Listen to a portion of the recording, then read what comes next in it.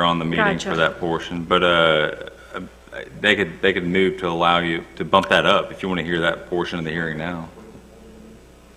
No, I'll wait. we will spare you the agony if you'd like, and you could share your thoughts with us now. I'm sure we'll all take notes and remember them. I need to hear what he has to say. Thank you. Okay, no problem.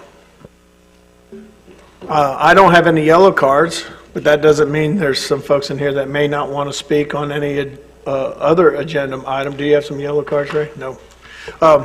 Does anyone like to speak on any agenda item or anything that's not on the agenda at this particular time?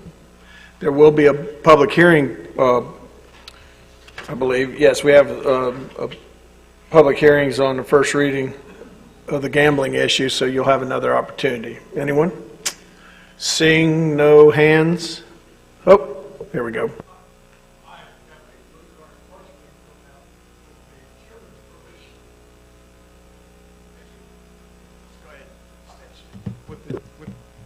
The chairman's position, I partially filled out the blue card. I apologize. I'm not quite finished. I would like the right to speak to the park if the park arises. I've not seen it on the agenda. It may be item 7J. So like the lady before me, I would simply say I would like the right to speak if that matter becomes relevant, and if it does not, then I shall not at all. But I will turn in the blue card to give myself that right if it happens. Thank you. Thank you, Steve. Appreciate it.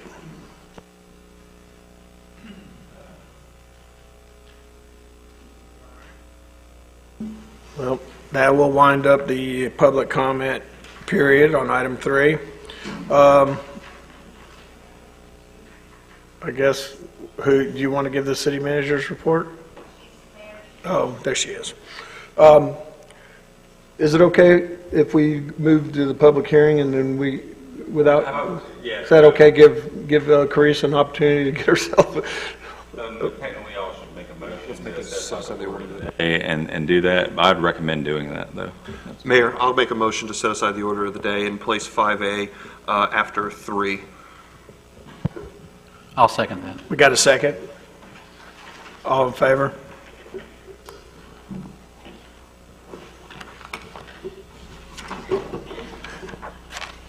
Ayes have it, so moved. Thank you, Mr. Destin. So we're going to move the first reading of ordinance number 18-14CC. You want to read that, Mr. Burns? Ordinance number 18-14-CC, an ordinance of the City of Destin, Florida relating to prohibiting gambling within city limits, providing for authority, providing for findings of fact, providing for the creation of Code of Ordinances, Chapter 14, Article 7, Gambling prohibited within city limits, Article 7, Section 14-200, Legislative Intent, Article 7, Section 14-201, Definitions, Article 7, Section 14-202, Prohibited Gambling and Gaming Activities, Article 7, Section 14-203, Operations, Article 7, Section 14-204, Enforcement of this article, Article 7, Section 14-205, Notice to Authorities, Article 7, Section 14-206, Enforcement of this article, providing for incorporation into the Code of Ordinances, providing for conflicting provisions, providing for severability, and providing for an effective date, and this is a public hearing. Thank you, Mr. Burns. At this time, we'll do the public hearing portion of it. Would anyone in the audience like to stand up and speak on this proposed first reading of this ordinance? Thank you, Mayor. Shane Moody, President and CEO of the Destin Chamber. And I know many of you know that for years, probably going back to 2010 when the discussion of expansion of gambling started for the state of Florida, that we have been strongly opposed to the expansion of gambling in the state. Passed numerous resolutions, written many letters to legislators across the state. In fact, I was a spokesperson for the Florida Chamber across the state, and have spoken several times to committees, gaming committees with the state Senate and representative legislative committees. So we stand by that position. I think in 2013, we worked closely when Mary Ann Wines was our chairman with the city to try to get something passed to prohibit gambling in the city limits at that time. So again, we stand by our position of being opposed to the expansion of gambling in the state. Thank you. Thank you, Mr. Moody.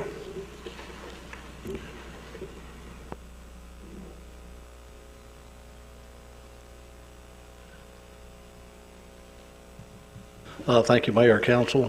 Darrell Shelton, 18 Noriega Road. I didn't read the whole agenda packet on this, but I want to tell you that I do agree with this. I just want to urge you that you might ought to look a little bit deeper. I'm kind of concerned about gambling boats. I think before long, we're going to have a big gambling boat in this harbor, and I think maybe this ordinance needs to be tightened up a little bit to say there could be no embark or debarkations from the boat while in the harbor. So, thank you. Thank you, Mr. Shelton. I believe there's a provision in this ordinance that specifically talks about gambling boats departing and arriving in the city of Destin. So I think that was covered in the ordinance. Anyone else? Seeing no further comments from the public, I guess we'll entertain a motion. Mayor, I'll make that motion. I'll second it. Okay, we have a motion to, technically, I guess the motion should read that. I move that City Council approve an ordinance 18-14-CC on first reading and direct the city clerk to advertise for second reading. Second. We have a motion, we have a second. Any further discussion? Ms. Ramswell. Thank you. I'm not sure if this is a Jeff question or a Kim question. The issue that Mr. Shelton brought up about the gambling boats, is that adequately covered in this? It's covered in there. Whether or not it's adequate, we'll see. If someone tries to run the bad operation, question. I think it is on the front end. We'll have to see what happens if someone tries to run a gambling boat. And it's language that's used in other parts of the state to try to prohibit those. So. Okay, thank you. That's all I had. All right, we have a motion, we have a second. Seeing no further discussion, let's go ahead and vote on this first reading.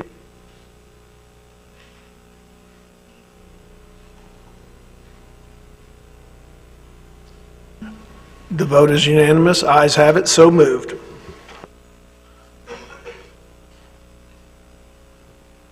All right, Ms. Lejeune, are you ready for, we bumped you down one. Are you ready for number 4? Yes, sir. And I really do apologize to this council and for the citizens to being late. At 3 o'clock this afternoon, I was handed a amendment to my employment contract for resignation for mutual benefit of parties, and I wasn't able to get a hold of my lawyer until 5 o'clock, so I was actually going over that document, preparing for what I knew that a discussion tonight would be. So again, I apologize for being late. So the first item we have here is the Resolution 1819 Schedule of Fees. And this, I'm going to let Mr. Bragg Farmer talk about this particular item. Right. Occasionally during the year, Council passes items that changes our fee schedule, or the fees we charge for services in the city. And in this case, we do have 3 small changes that were made over the course of the last couple of months, so we need to incorporate those into our fee schedule, and we do that through the fee schedule as well as a resolution. The 3 changes was a change in the fees for the short-term rental rates if you are late in paying your fees. The addition of the parking fines, which was not in the fee resolution prior to that, and then the addition of the upright headstones. The fees for those are different than the regular fees for the flat headstone. Other than that, the fee schedule is exactly the same. Those items were highlighted in the fee schedule. If you have any questions, I'll be more than glad to answer them. Thank you, Mr. Bragg. Ma'am?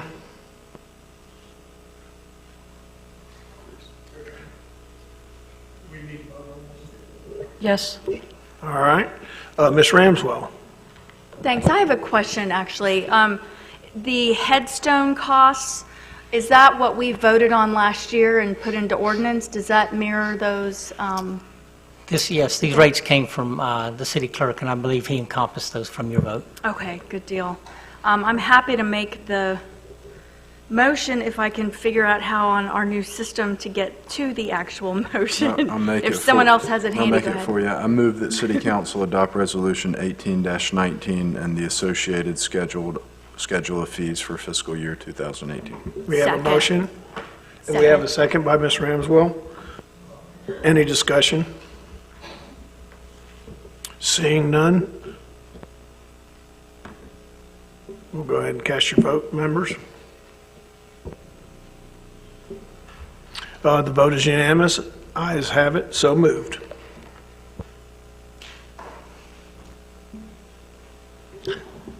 Ms. Lejeune, you're back online. Yes, sir. This item is asking for the confirmation of my selection of a new library director. I have Ms. Karen Jankowski, HR manager, here, if you have any questions, but there were 20 individuals that applied for the position. We then went through that and came to a top list of folks, which we then interviewed, whittled it down a little bit more, had secondary interviews with several folks, and at the end of it all, I have chosen Ms. Robin Newell. She comes from Emporia, Kansas. She is very well qualified. She has education, credential, and she has been a public library director and administrator for several organizations. Ms. Newell came and visited with us last week, and we do believe that she would be a very good fit for the organization. If you have any specific questions regarding the hiring process, I will defer those questions to Ms. Jankowski. Thank you, ma'am. We do have someone who wants to ask a question. Mr. Braden. Thank you. Did we offer that position to in-house, or do we even do that? Yes, sir. All positions are internally advertised as well as externally advertised. Thank you. Ms. Ramswell. I'll go ahead and make the motion. I am recommending City Council confirm Ms. Robin Newell as the library director. I'll second that. All right, we have a motion by Ms. Ramswell, second by Mr. Overdeer. Any discussion? Seeing none, members, please vote.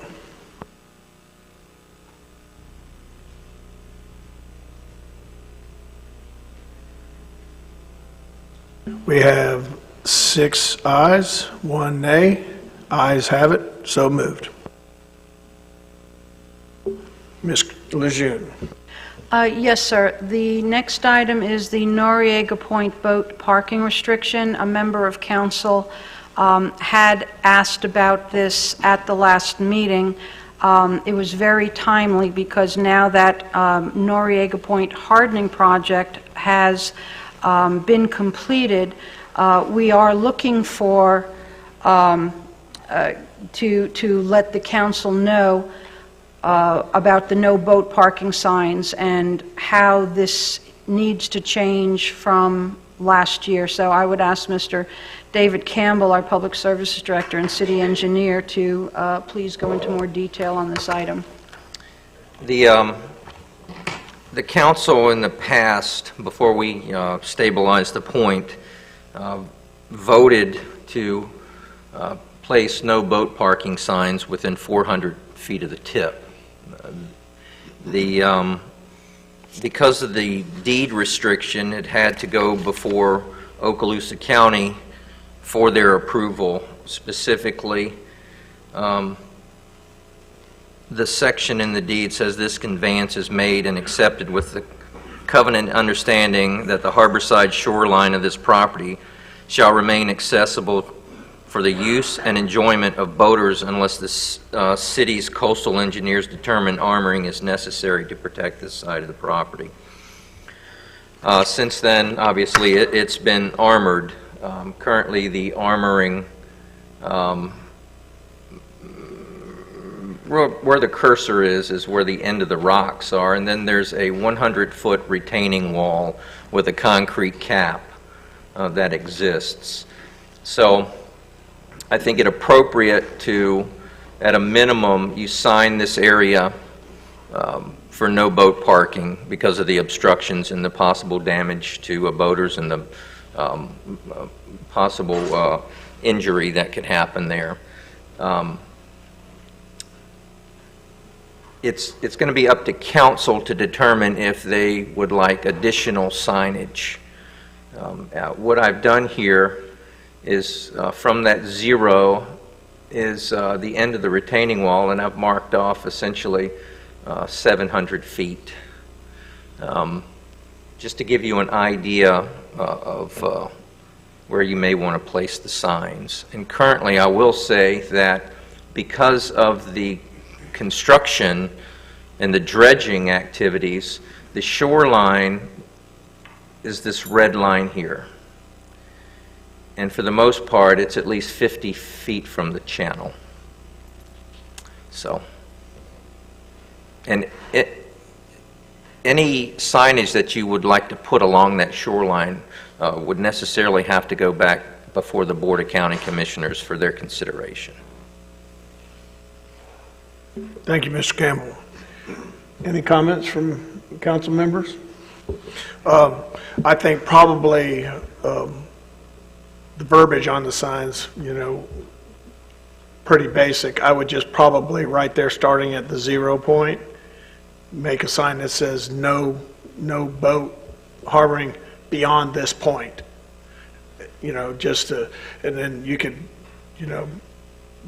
maybe put a few more signs just to remind them as you go around that whole point, because that concrete wall right now is under the sand. That's so you right. can't even see it. That's right. And a lot of these folks like to gun it and run their boat up on the beach, and right now they got some beach to do it with, but maybe a little later on, another year or two from now, they may beach themselves right into a cement piling. So probably that would, I think we'll probably have signage further back to the east about not walking on the dunes and that kind of stuff. But so I highly recommend not only a no boat landings beyond this point, but then an occasional sign all the way around the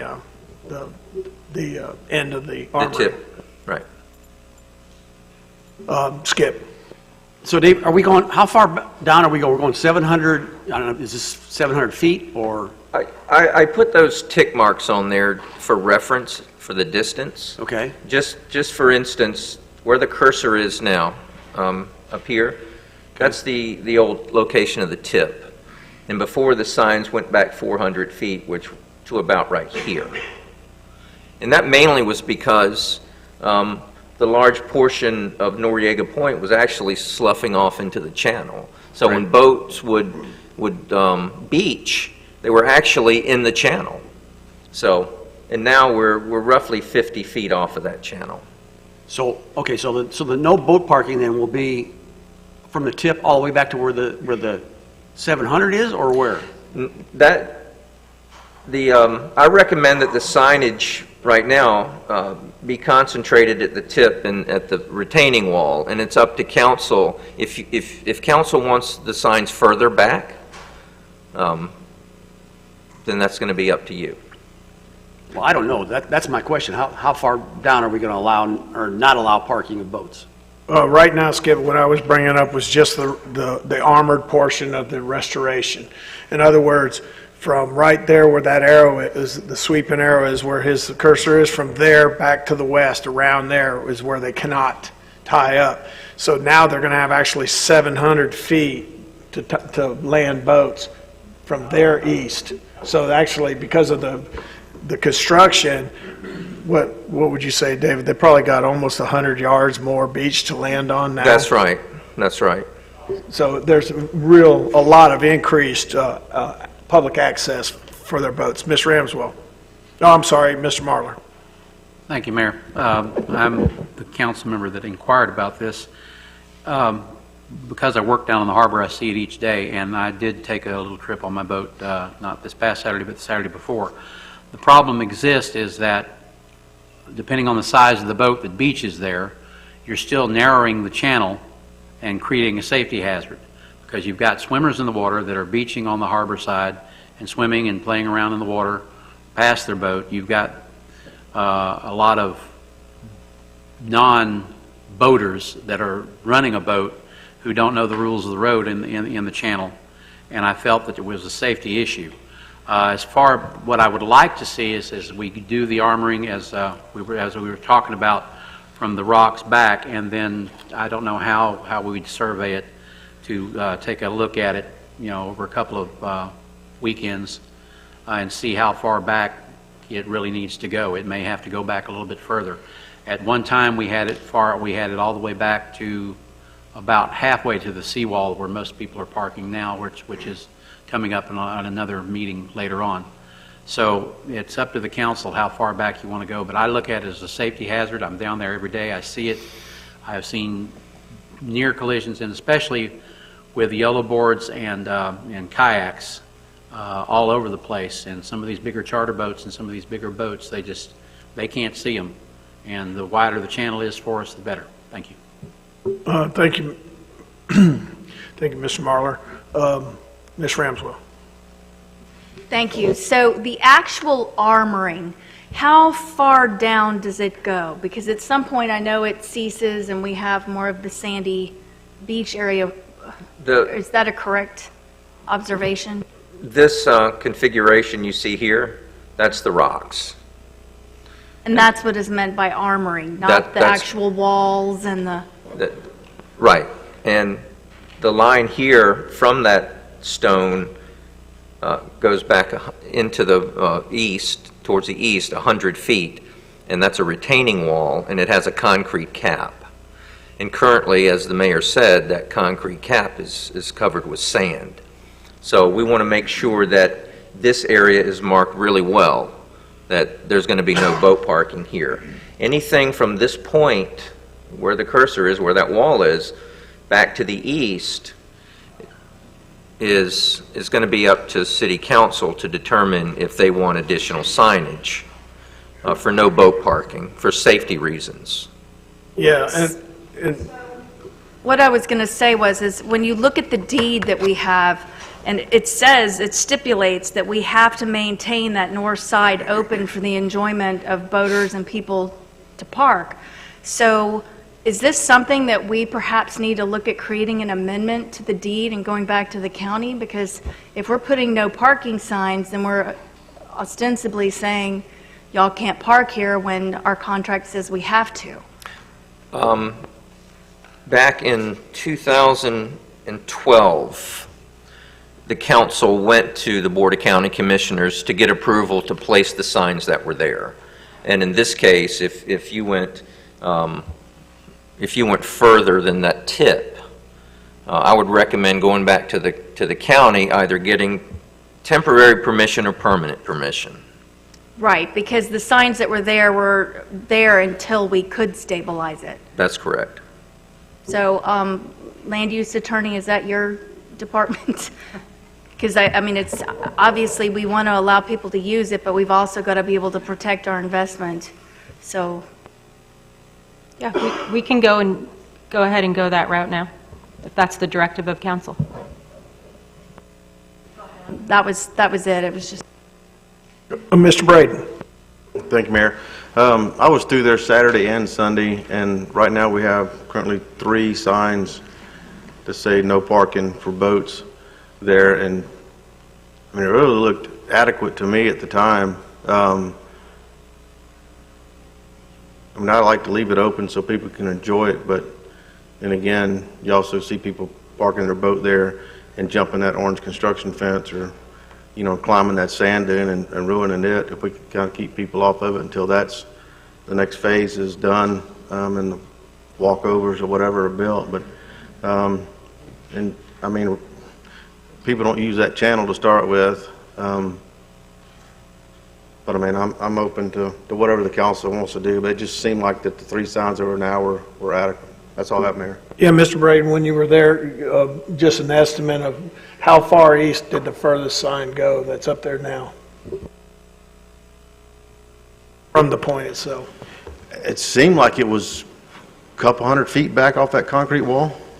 Because I noticed the concrete wall and there was sand there. It was pretty low, but it seemed like it was quite a ways back. It's about 200 feet. Yeah. Okay, that's about what it looked all like. right, so that's existing, so that gives you a reference point, David, maybe that we can take some pictures. I mean, you gave us a diagram here, but maybe some pictures that we can take a look at before we make the final decision. One of the things that Mr. Marlar pointed out was directly across probably from where that sign is, Mr. Braden, is where you have Harbor Walk Marina, where you got a lot of boats not only going in and out getting fuel, but some of them stage there, so that kind of gets congested. We might want to take a look at maybe putting the first sign across from there to where the boats park from about where the pirate ship is back to the east, just to kind of prevent that congestion. And if you could get us some photos, I think everybody could make a more conscientious decision. And then over the holiday weekends, everybody, if you could swing down there by there, that might help us all come up with a final decision. So, and by then, Kimberly, you could have some language and stuff, and then we could come up with a precise measurement from where we want the signs. Does that sound good with everyone? Instead of trying to make a motion or do anything with that right now? Okay. So you have clear direction, Kimberly, what we're looking at? Yes. Mr. Campbell? I do. All right, ma'am. The next item, sir, is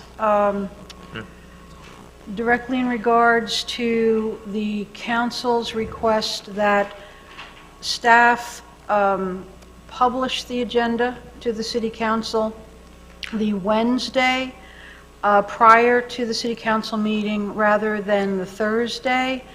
And what you have before you is Resolution 18-22, which takes care of that. We are making changes to our internal policies to be able to meet that Wednesday deadline to publish to council. So this is here for your consideration and approval. Thank you, Ms. Lejeune. I think we can make, Jeff, we can make a motion to... There's a recommended motion. Okay. All right. Ms. Ramswell. Thank you for pulling this together. I appreciate it, and I think it's really going to help us better prepare for the meetings. With that said, I would make the motion. I move to adopt Resolution 18-22. We have a motion. I'll second it, Mayor. We have a second. Any Mayor, do discussion? we need to read that resolution? No, you don't read resolutions like you do for ordinances. Yeah, sorry, thank you. All right, we have a motion, we have a second. Any discussion? Seeing none, let's go ahead and vote. Vote is unanimous, ayes have it, so moved.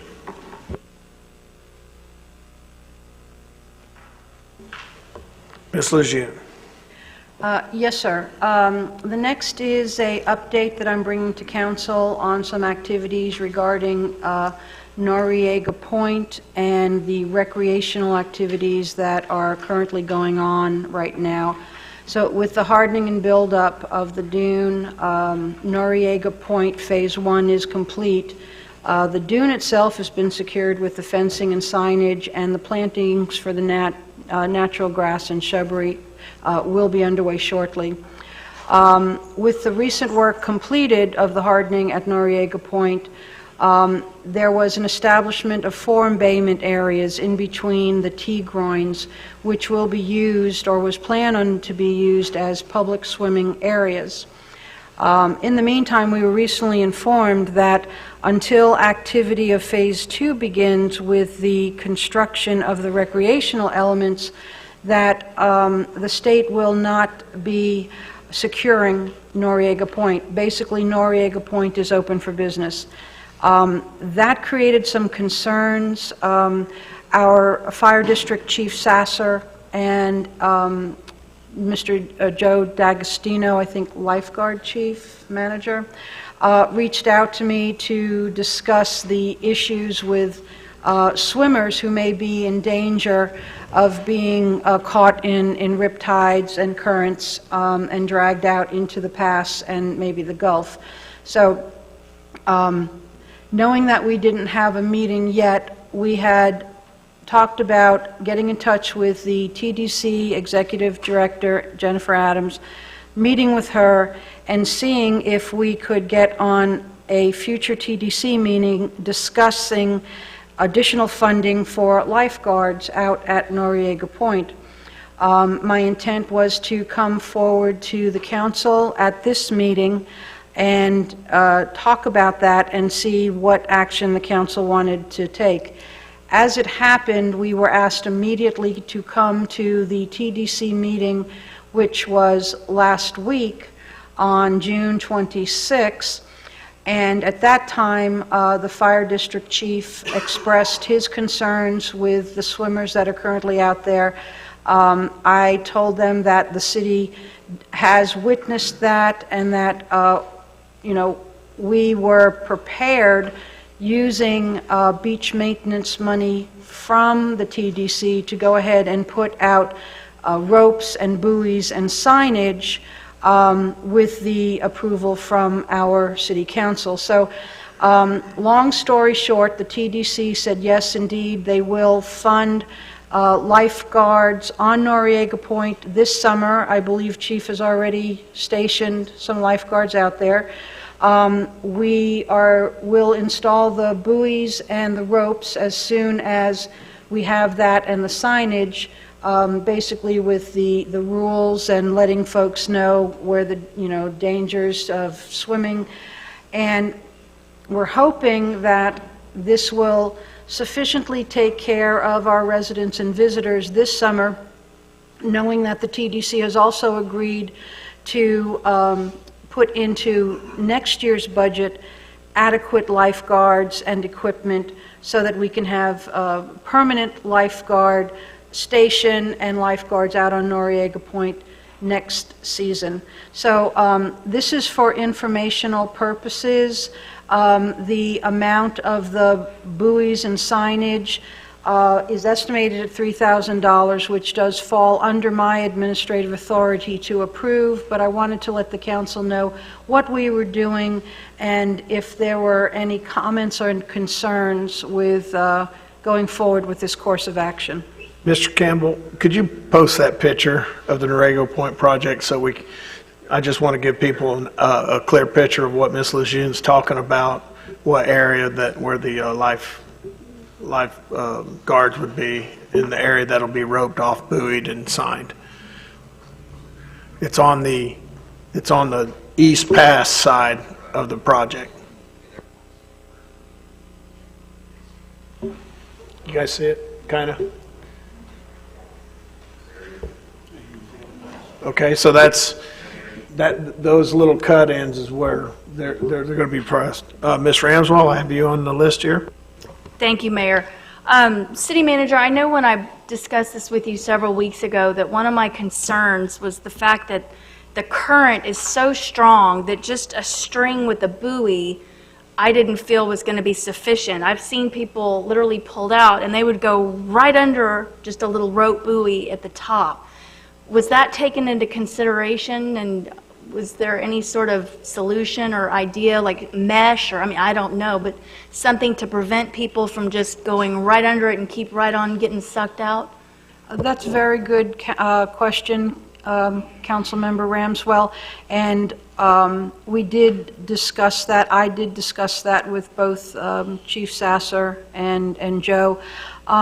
Chief, would you mind terribly if the council agrees to speak about that conversation we had on whether the ropes and buoys are sufficient and what putting mesh down there would, if that's something that... Would you like to come to the podium, sir? Mr. Mayor. We'll let Chief speak real quick, if you're good, Tuffy, and then I'll give it to you.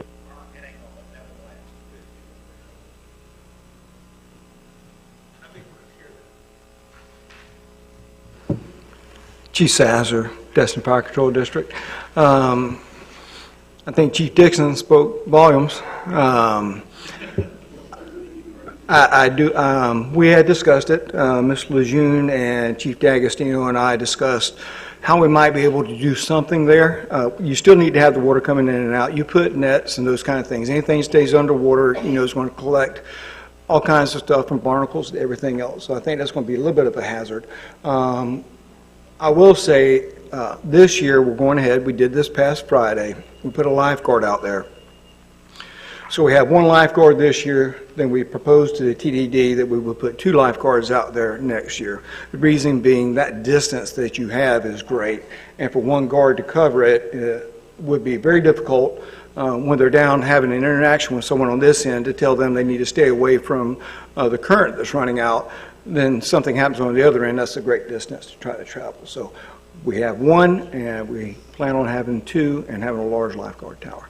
So I'll speak with Chief D'Agostino and see if he's encountered anything like this, although, recreating in a navigable waterway is something that's quite unique and unique to our area. But I'll talk to him and see if there's anything that he's experienced anywhere in his career where we might be able to do something different. But our discussions were placing the buoys and the rope across to at least identify it so that people know to stay away from that area.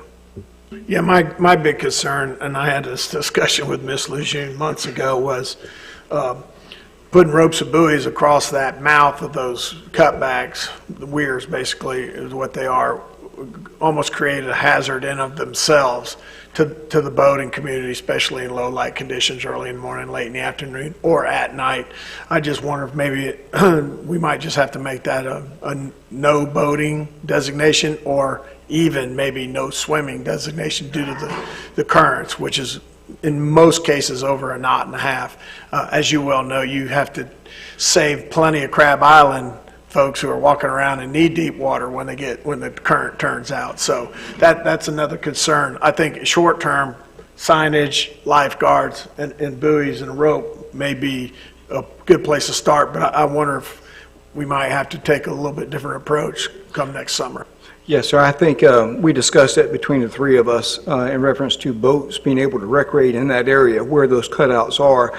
And, in our opinion, that's kind of prohibitive.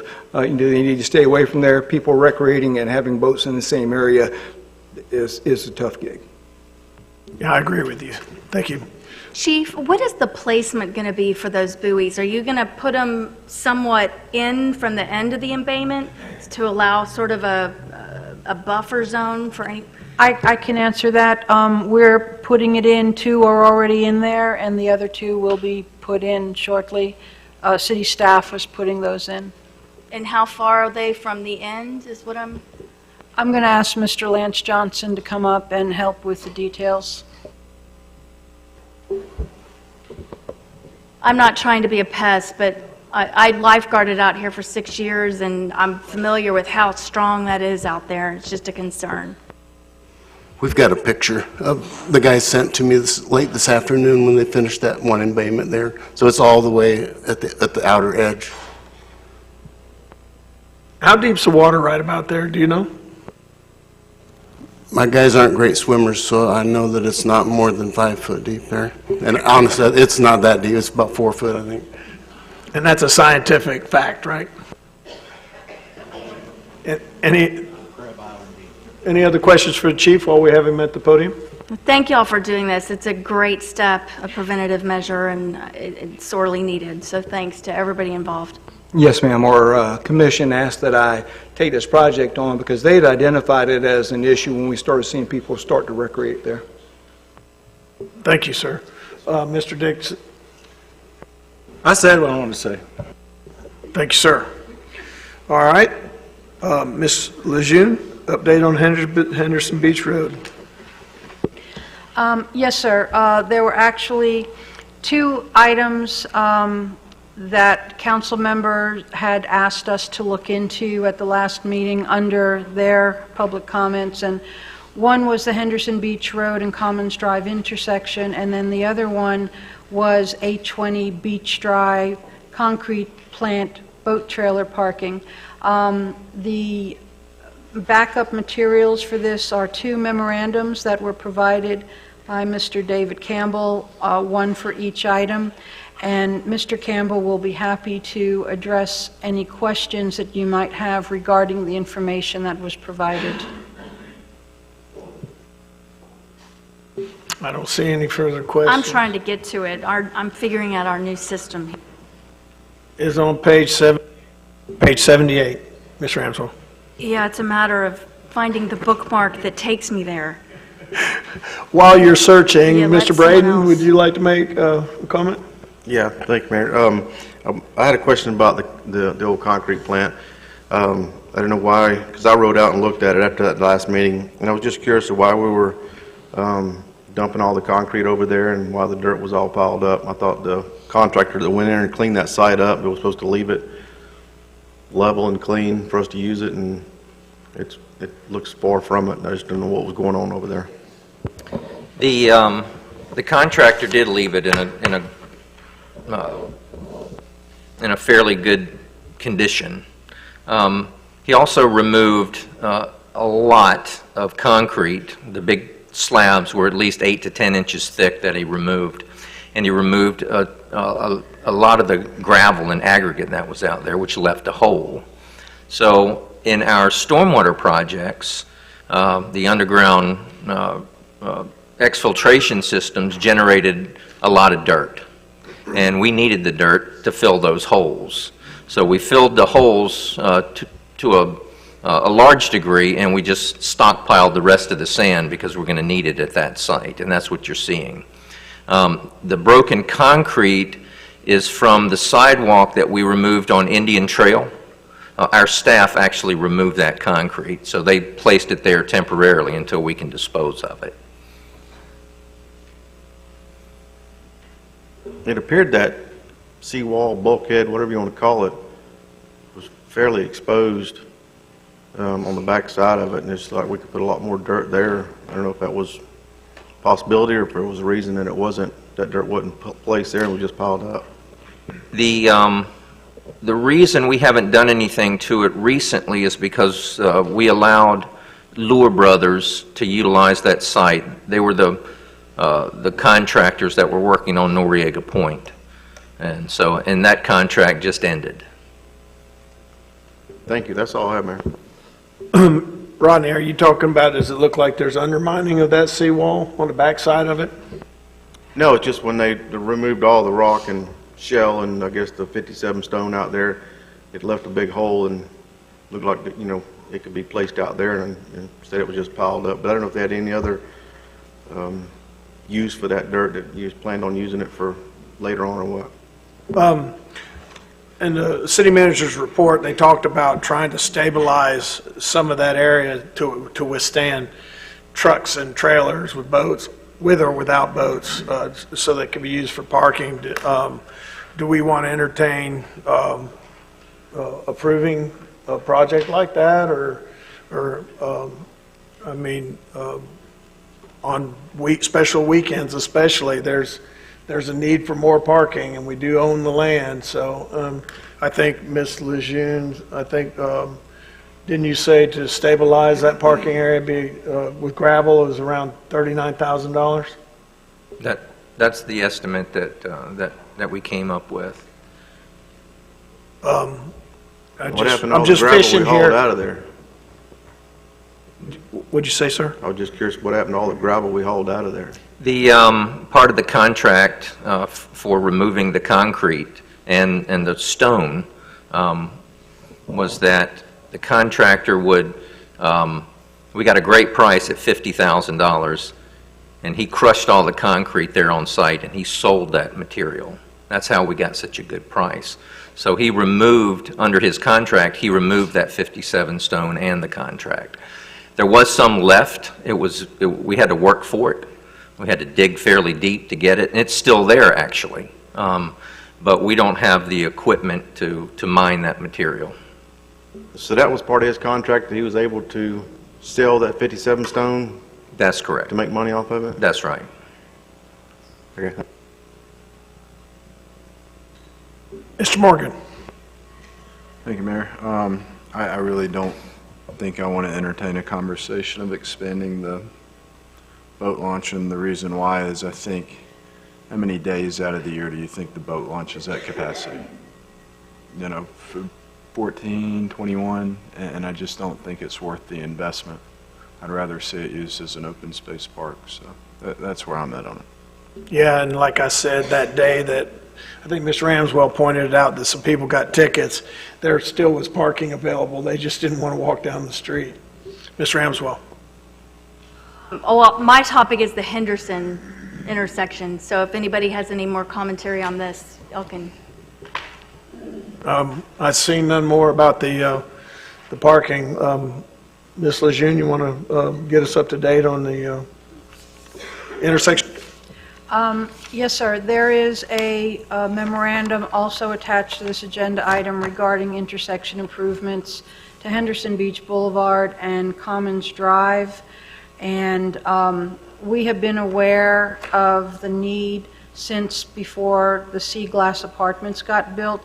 I'm going to let Mr. Campbell summarize his memorandum, and then if the council has any questions, I'm sure he'll be happy to answer.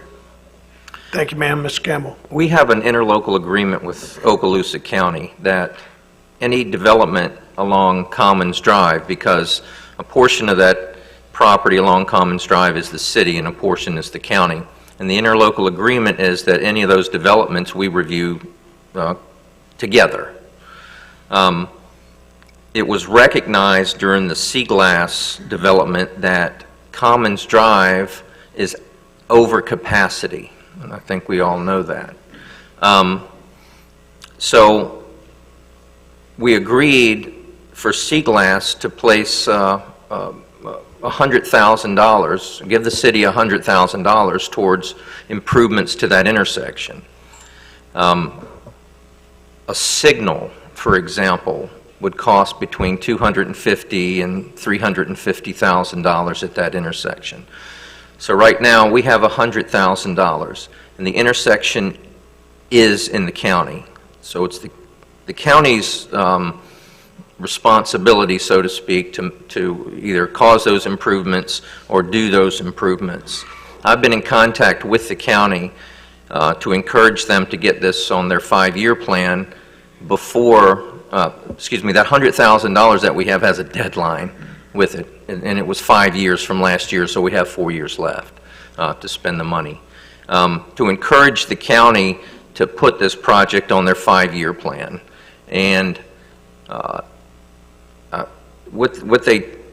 last discussion with the engineer was, let's possibly look into transferring that $100,000 over to the county right now so we can get the engineering done, and in the future that they could, so they could get it in their 5-year plan as well, and in the future they could fund the remainder with possibly gas tax or other taxes and possibly other developments that are coming down the pipe.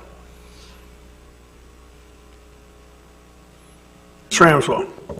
Thanks. So I remembered us discussing this a couple years back, and I found it. I went back, and it was October 2016, and I had brought forth the concern that it was becoming a very busy intersection, and at the time, I believe Sea Glass had just gone under contract and was about to be developed. It seems like, long story short, was that the Venue Apartments had done a traffic warrant analysis, or whatever the correct wording is. That's correct. Before it was built, and then after it was built, they were supposed to do a second, and they never did that second study. And in a review of the minutes, it says that what we were going to end up having to do, if we never heard anything back from them, since it was now a different owner, that we would end up having to go to a magistrate or even seek relief, I believe it said, from the county.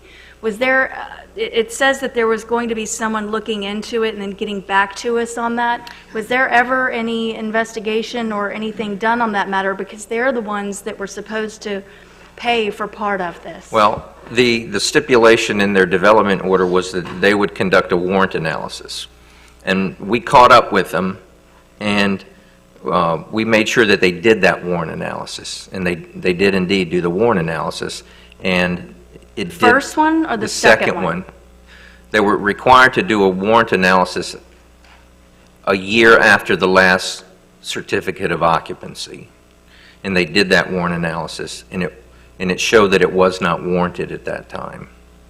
So, Well, do you have a copy of that? I sure do. That would be great to see, Yeah. because that's hard to believe. I mean, all of us certainly travel that. I could have told you it looked over capacity 5 years ago. So, yeah, I'd love to see that. And, yeah, they certainly contributed to that at some point, but I guess if that's already been looked at and Sure. moved forward, I never saw the outcome, so. but I thank you. think we're on the right track here with the county. They're willing to work with us on this. You know, obviously, we want to get this done sooner than later. I'm with you. I drive that road every day. That's how I go home. So, and I realize that intersection is a bad one. Thank you, that's You're what I have. welcome. So basically, even though they gave that warrant analysis, the only way we're going to get it settled to our satisfactory is end up in court? Or is the county going to take that upon themselves? I can't answer that. I don't know the answer to that question. But I think we have other avenues at this point. That, you know, we did the last development. They put up $100,000 towards that, the improvement. We do have other possible developments coming along, and the county has shown their willingness to work with us to get this resolution. Thank you, sir. Mr. Braden. Thank you, Mayor. Do you know if that sea glass, did they have to do a traffic study, or? They did. They did, and that's? It showed that Commons Drive is at overcapacity. How were they allowed to build that? Well, typically, when you have a segment of roadway that's over capacity, what the county allows is that you do mitigating improvements, such as extra turn lanes that would increase the volume of that roadway, or even safety upgrades like a signal or a roundabout at that intersection. So they had a traffic study done, and it said that road was at capacity, but they were allowed to build all those apartments anyway. Is that what you're saying? Our multimodal system in the city of Destin allows for that. I gotcha. That's crazy. But didn't they contribute 100,000? They did for a safety upgrade Yeah. to the intersection. That's right.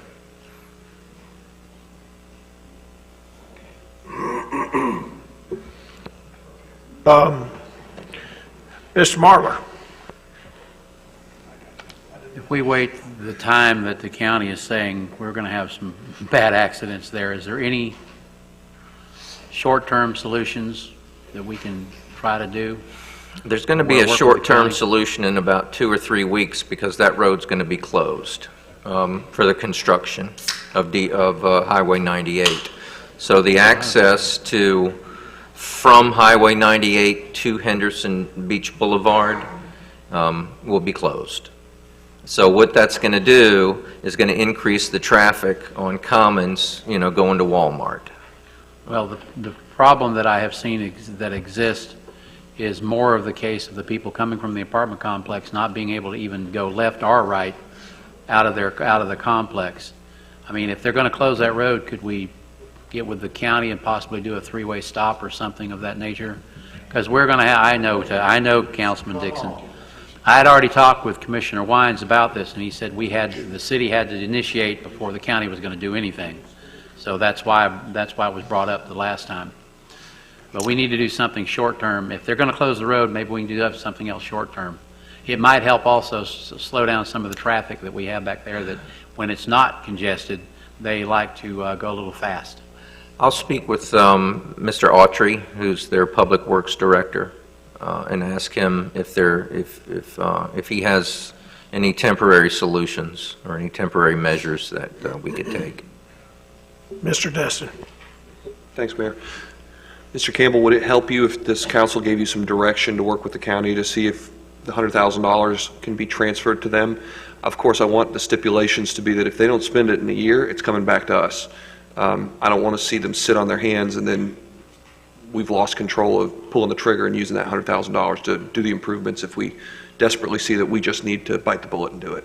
Yes, and I think that would be wise to get the engineering started. Sure. So it could be spent for construction shortly after. Ms. Ramswell? Has there been any discussion about a roundabout there? There has. And what were people thinking? Well, there's two schools of thought, and of course you're going to have to, run the numbers based on the current traffic volumes.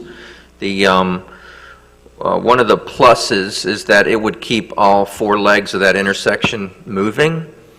The downside is, and I know you've seen this, when the roundabout at Indian Bayou Trail, when that stacks back, it'll stack right into that roundabout and lock everything up. Well, so would a light. I mean, if you've got a light there and it's backed up at the roundabout, same thing's going to happen. It might even be worse. A light, you can work a little bit better with platooning the cars, holding them off, and then they go in platoons. Right, but if the light changes green and they can't go anywhere because the roundabout is It's backed locked up. up. Yeah, that was my point. That's right. Yeah, we're seeing that now already. Mr. Oberdeer. Okay, so Commons Drive is a county, That's correct. the county's responsible for that. That's And- correct. So is Henderson Beach Road. And Henderson Seaglass Beach is on Boulevard. county property. Seaglass is on city property. Okay, so that's why they gave us, so they didn't give any money, they gave $100,000 to us, but they didn't give anything to the county. That's correct. But yet their traffic study warranted changes to the road. The traffic's, the two different things here. Their concurrency analysis said that Commons Drive is over capacity. So in lieu of... And that was before or after they built Seaglass? That was with Seaglass's projected trips. Okay, so So before, it was projected to be over capacity. because of Seaglass or just because of natural occurrences? And I'll have to check those numbers. I would suspect that it was close to capacity even before Seaglass. I guess my point that I'm trying to make is that if Seaglass is the reason why we're over capacity, and they gave $100,000 to us to do some road improvements, but the road belongs to the county, why did they not have to give some money to the county? We've had some very interesting conversations with the county in the past, and that was the appropriate thing to do, was to give us the $100,000 at this time. And give them nothing? Well, it'll end up going to the county, or we'll end up working together to improve that intersection. That's the understanding of the agreement. Look, I guess I just don't understand why, if they're the cause of the problem that we're having, and it's over $200,000 or $300,000 to fix the problem, why are they only giving us $100,000 then? They're not the only reason that the road is over capacity and that intersection is dysfunctional. It's a lot of developments that have occurred. Okay. Right. Yeah, and those people, they get off and go in their apartments. They're not the whole reason for that road being it is. You may want to blame Google Maps, probably more than Seaglass, I would imagine. I think, yeah, we can move on beyond that. Mr. Campbell, thank you for that clarification. And Mr. Destin, do we want to go ahead and make a motion to get a vote to give So, these guys that ability? I'll go ahead and make a motion that the council direct Mr. Campbell to work with the engineering department at the county. And I would also like you to work with Mr. Burns to draft some language with regards to stipulations within the $100,000. So if we can get the engineering done on their behalf, that's great. But if, like I said, if in a year they haven't pulled the trigger, that money comes back to us and we're going to do what we have to do to get that intersection fixed. So if that's clear enough for everybody, that'll be my motion. We got a motion? Second. We got a second. Any further discussion? Seeing.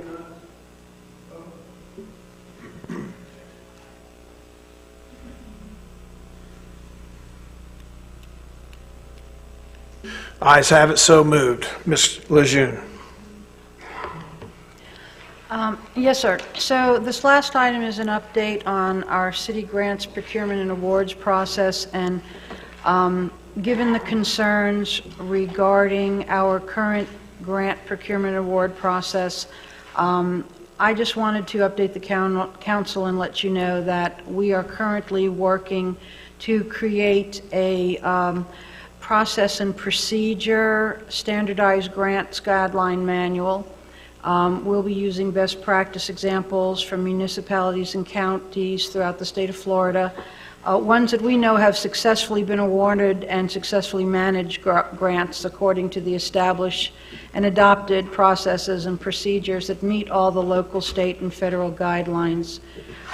When we have this draft manual complete, we will bring it back to the council for review and discussion. Council will have the ability to help staff refine it to their desire, and then we will adopt this by resolution, and going forward, this will be the guiding document for every stage in the grant process. As part of this revision to our grants process, I will be requesting at our upcoming budget workshops additional software that will help us to efficiently track, manage, and research grant and grant opportunity. It'll also provide us with a single repository for all grant-related documents. It will give additional oversight, tracking, and review by the city manager. And through the research engine, it'll also give us greater access to state and federal grant opportunities. So with our decreasing revenue streams, unfunded mandates, additional homestead exemptions, changing state tax laws, we feel we need to aggressively take advantage of grant opportunities for projects and infrastructures, improvements that'll move the city forward at the will and direction of the City Council. So that's an update. It also came to my attention, and it was there in the background, but none of us had really thought about it until the discussion on Royal Melvin Heritage Park, that the Clement Taylor Park renovation project is actually on the same construction grant trajectory as the Royal Melvin Heritage Park grant, and it has also 90% plans had been reviewed and approved by the Parks and Recreation Advisory Committee, and on June 7th it was also submitted to the county for review and prior to final approval for award by the Treasury. So the question to Council is, would you like us to go ahead and continue on that current trajectory for Clement Taylor Park renovation project, or would the Council like us to bring back the 90% plans for that park for review? And do you wish us to go ahead and let the county know that we will be possibly abating that grant as well in the meantime, if the Council does wish to review the 90% plans before the county takes it all the way to the Treasury? So I have two recommended motions there, either one, if the Council wishes to make an alternate motion. We just want to make sure that going forward with both of these designs and grant applications for the restore money, that we do everything in accordance with the will and direction of the Council. Thank you, ma'am. First up, Mr. Dixon. Yes, I want to see the plans before they are submitted, and if I need to make that motion, I can. I don't want to have to hunt it here and this, so thank you. I've got the motion for you. Okay, I move to direct the city manager to bring forward to the council the 90% design plans for Clement Taylor Park renovation project, and request Okaloosa County Commission and staff to hold submittal of grant until approved by the Destin City Council. Second. Okay, we got a first, we got a second. Ms. Ramswell, if you don't mind, I would because we're on the Clement Taylor Park, I'd like to have the fire district folks come up here and give a little presentation, and then recognize you to go forward. Absolutely. Chief? Because this is totally relevant to what this motion made.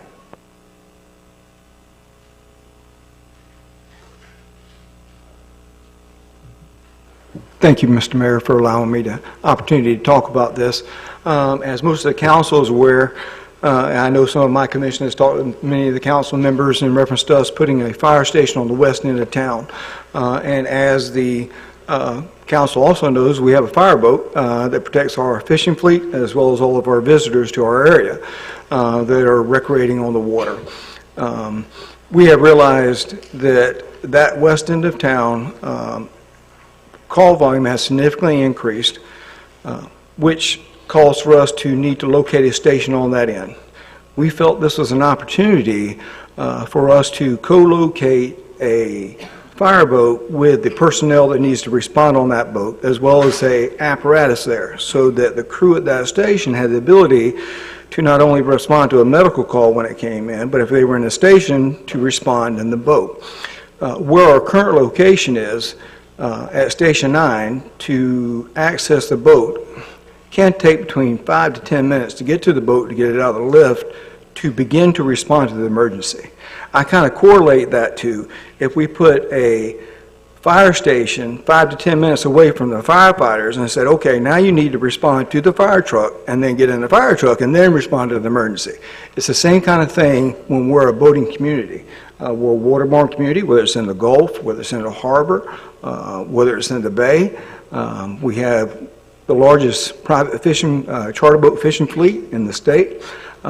We think this is an excellent opportunity for the fire district to work with the city, as we have many times in the past, to provide for the safety of our citizens and visitors. So we're asking to work with the city at Clement Taylor Park. We have committed to making the footprint as small as possible. We've committed to utilizing our dollars to try to help offset some of that impact at the park. But we'd like to be able to work with the council to see if we couldn't make something happen down at Clement Taylor so that we could benefit our citizens and our visitors. Ms. Ramswell. Thanks, and actually I have a question now for you, Chief, after hearing you speak. I'm here. So how many fireboats are there available to respond to calls? For the district, we only have one fireboat. So thinking about the calls that y'all receive needing a boat response, are there more in the harbor, Crab Island, or the Joe's Bayou area?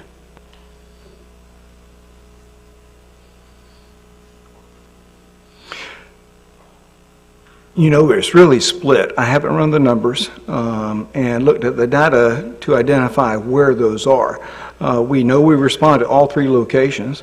I've recently heard us running as far out as the Mid-Bay Bridge for different boating emergencies that have occurred there. We have been in the harbor for boat fires and the like, and possible drownings in the harbor. And of course, Crab Island is what it is. And we have responded there on numerous occasions, and we patrol that on the weekends.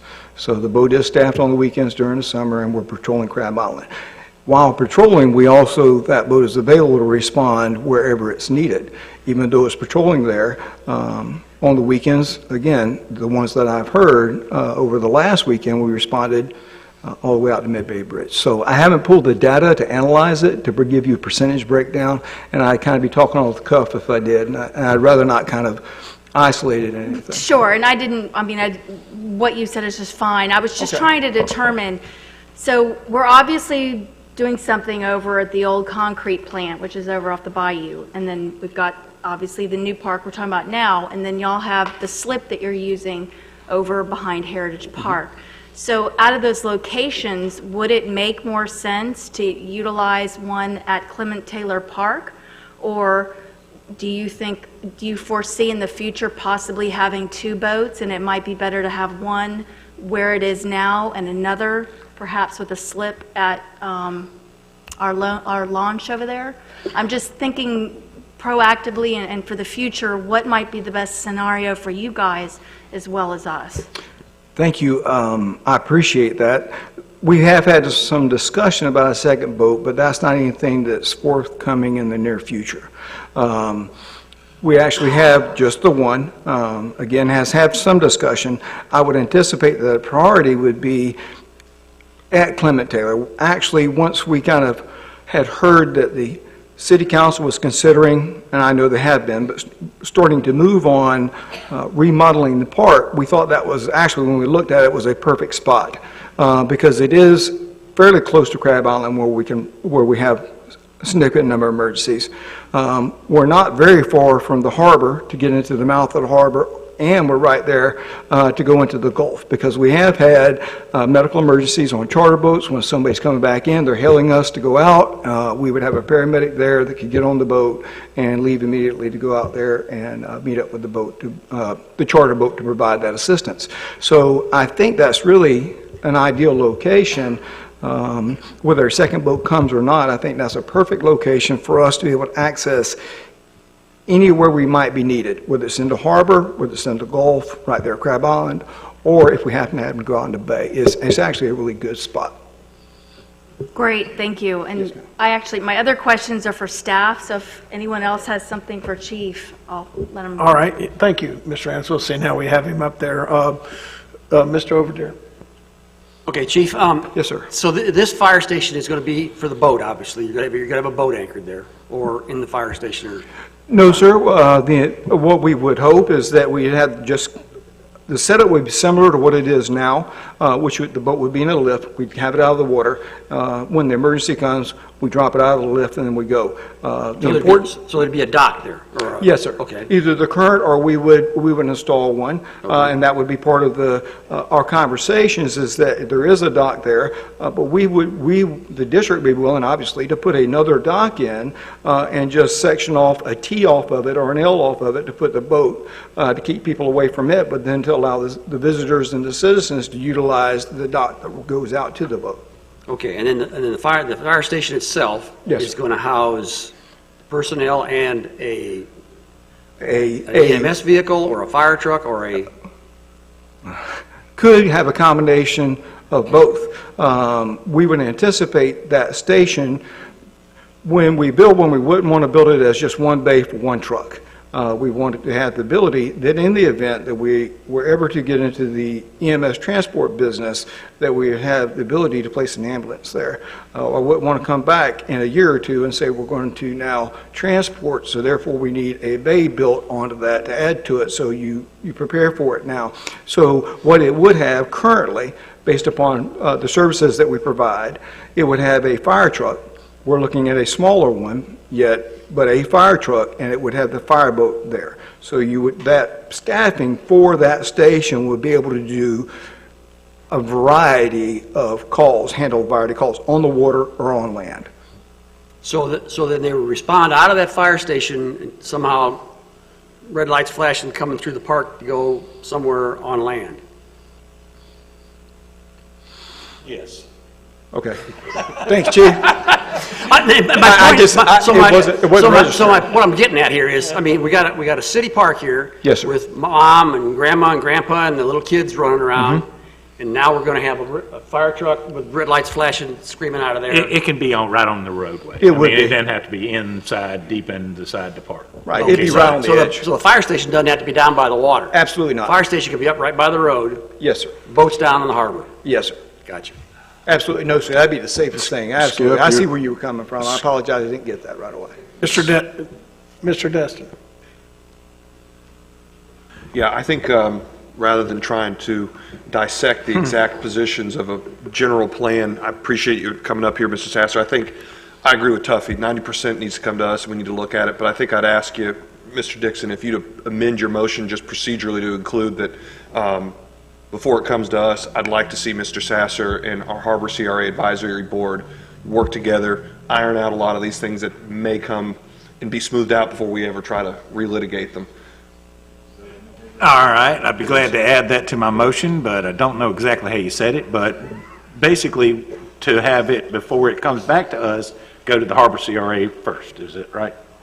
Okay, is this in the Harbor CRA district? I believe Calhoun, I believe, is on is the last parcel in the CRA district, isn't It it? stops at Pine Street, I believe.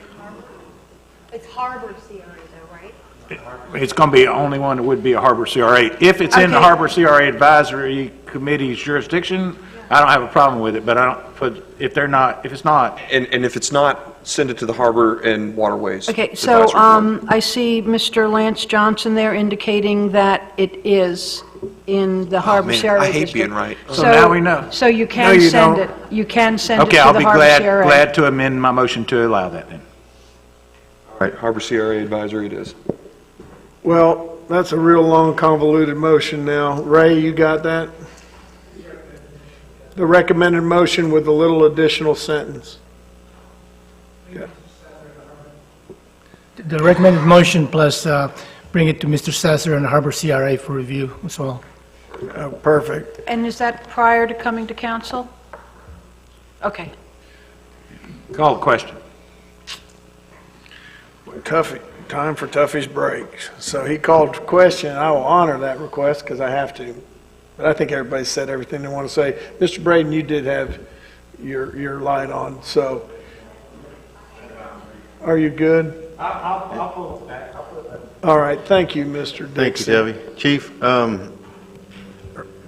is fire district, are you planning on leasing this land from the city or purchasing this land from the city, or what are we talking about? I would anticipate that we would have a long-term lease as long as we were legally able to maintain it. Because obviously investing that, we're going to invest a significant amount of money in the building itself. So therefore have a long-term lease. Very similar to what we did when we had the fire station where the sheriff's office currently is. That was never our property. We didn't own it. Chief Destin is going to speak to that. He was the chief at the time. And I believe it was leased or something like that. So I would think something very similar. Okay, thank you. Yes, sir. All right. Well, we've had plenty of good discussion. Chief, thank you so much for Yes, sir. for your explanation. Look forward to working with you on this project some more. Thank you all so much. Let's go ahead and, seeing no further discussion, can we go ahead and take this motion to a vote? Let's do it.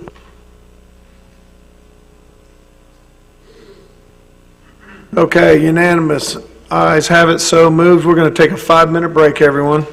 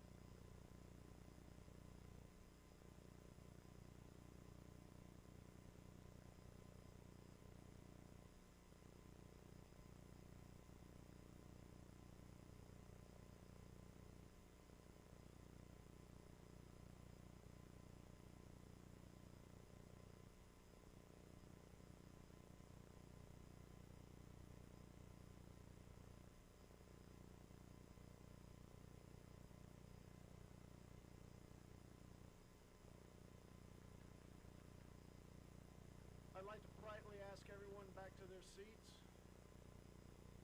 Seeing how we've solved all the world's problems here in the last 7.5 minutes. Give everyone an opportunity to take a seat.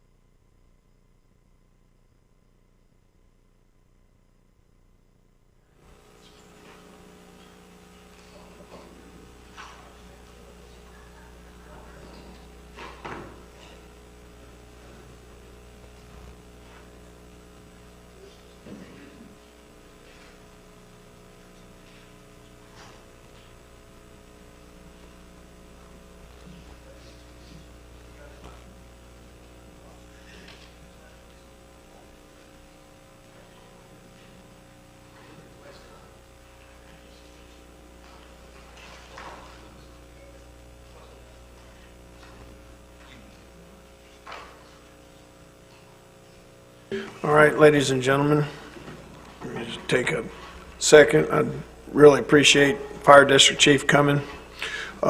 That's a big need for the west end of Destin, so I'm looking forward to working with the Fire District members. A couple of them who are here tonight in this upcoming project when we review that plan.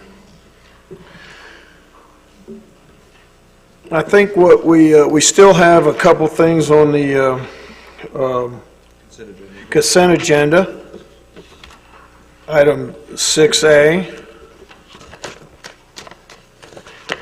And Motion to approve the consent agenda. we have a motion to approve it. We have a second. Any further discussion? Seeing none, let's go ahead and vote.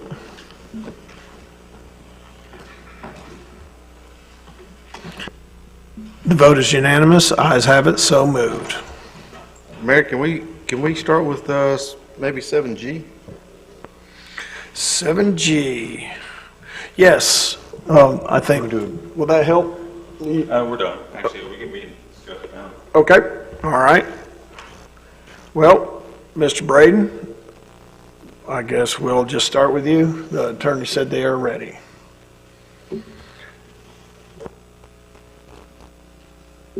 If you're not, we can go 7G. No, we can go ahead. I am going to need some guidance from the city attorney on the motion. Yes, there's what's being provided to you is an amendment. It would be the second amendment to the city manager's employment agreement with the city.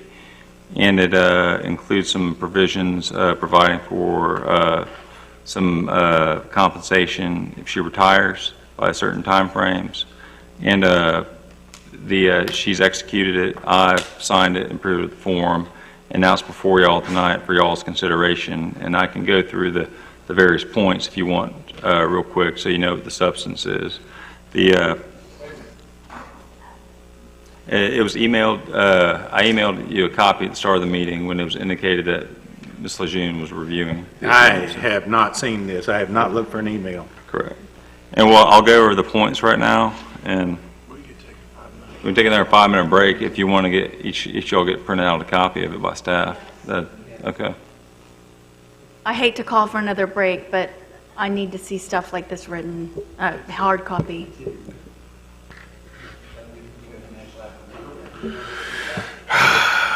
I apologize to the members of the audience that we're not as prepared as we should be, but this is extenuating circumstances.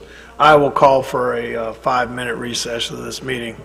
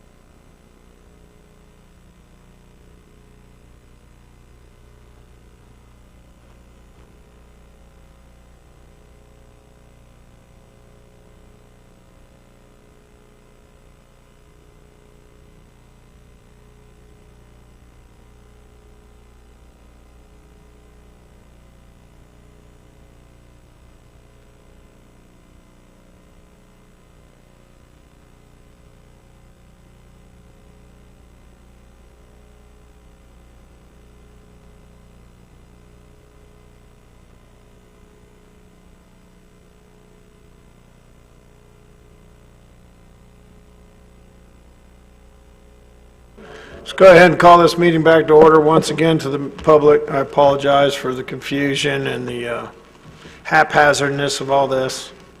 I don't like running meetings like this. I like things to be orderly and complete. So we're going to move forward with item 7A, and we'll start with Mr. Braden. Okay, I guess I need to make the motion to accept the Second Amendment to the Employee Employment Agreement, which is, and the amendment that we've made is in reference to health insurance. You have before you the full and complete version of the changes. The only changes that were made from the version that was emailed to you right before the meeting, and then in fact you received the full correct version.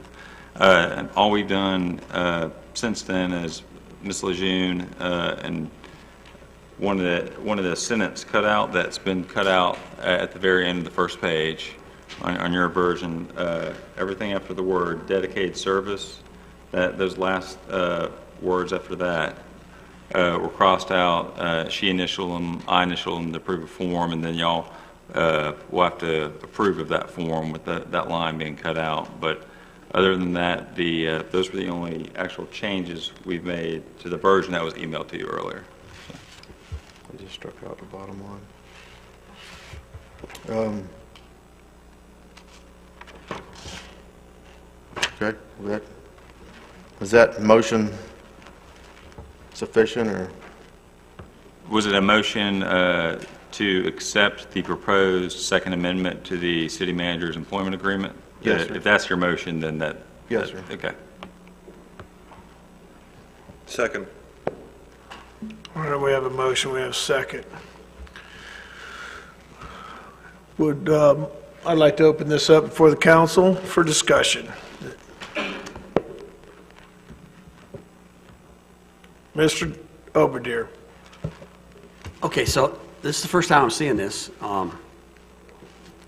other than a brief phone call I got about an hour before the city council meeting. So I guess what I'm wondering is what started this, or what are we trying to do here?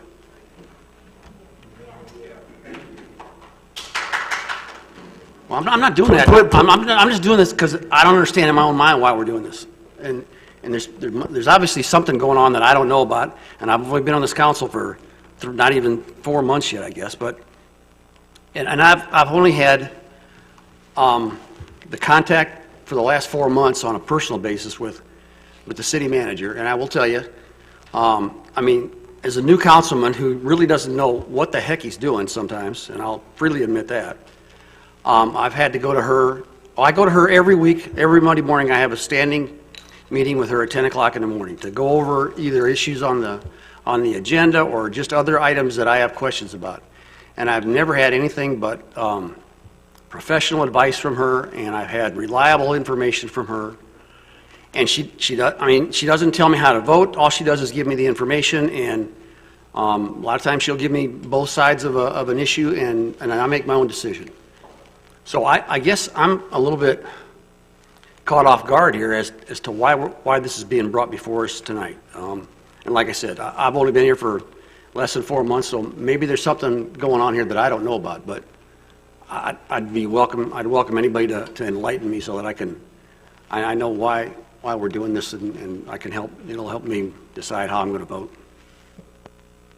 Thank you, Mr. Oberdeer. Mr. Marler. Thank you, Mayor. First off, I've been through 5 city managers, one of them twice. Destin has got a reputation, and I'm not going to argue that point, but Destin has a reputation of not being able to hold on to a city manager. It's very hard to get one when, as many times as people have been left here. I was caught off guard with this also, and I do not like the way it's being done. The problem that I see is that we hired everybody on this council, with the exception of Mr. Oberdeer and the mayor, were here when we hired Mr. Casella, we fired Mr. Casella, we hired Ms. Lejeune. What has she done that's wrong except do her job? She has stated many times that she follows the will of the council. If we make an ordinance, she follows it. I have said this over and over again until my face is blue, and the attorneys can tell me yes or no. We, as a body of council, are legislative, not administrative. When this charter was approved and we became a city, it said a city council, city manager form of government. We are legislative. We make the policies. We expect our city manager to implement those policies. We've had attacks on staff members because everybody thinks the staff is trying to go against things. The staff is doing their job. The staff has to follow the rules and regulations of the state and the United States and the rest of the country on certain matters. If you don't like a particular ordinance or something we have done, we have the power to change it. It's harder to change it from previous council, which apparently everybody seems to think previous council members have tried to do things the wrong way, and we're not. If we are doing the proper things and we give her the proper direction, she takes those proper directions. We've had some cases, and the thing that really upsets me right now is that Mr. Dixon made a motion at the last council meeting, or at the special meeting, I believe it was, or at the last council meeting, that the mayor, the city manager, the city attorneys would sit down and talk and see what we could come up with. That hadn't happened, and all of a sudden now, at least to my knowledge, that hadn't happened, and all of a sudden now, y'all are asking for her resignation. So to me, it's like, what has she done so wrong except do her job? I really want an explanation. This is something that I want some real explanations before I could vote yes or no. And the citizens, as they are out there, the citizens want to know too. I think we're doing this the wrong way. I think there should be some checks and balances here, because I don't want to go through another city manager. I've been through enough of them. Thank you. Thank you, Mr. Marler. Mr. Dixon. I'm just going to say that this is very difficult.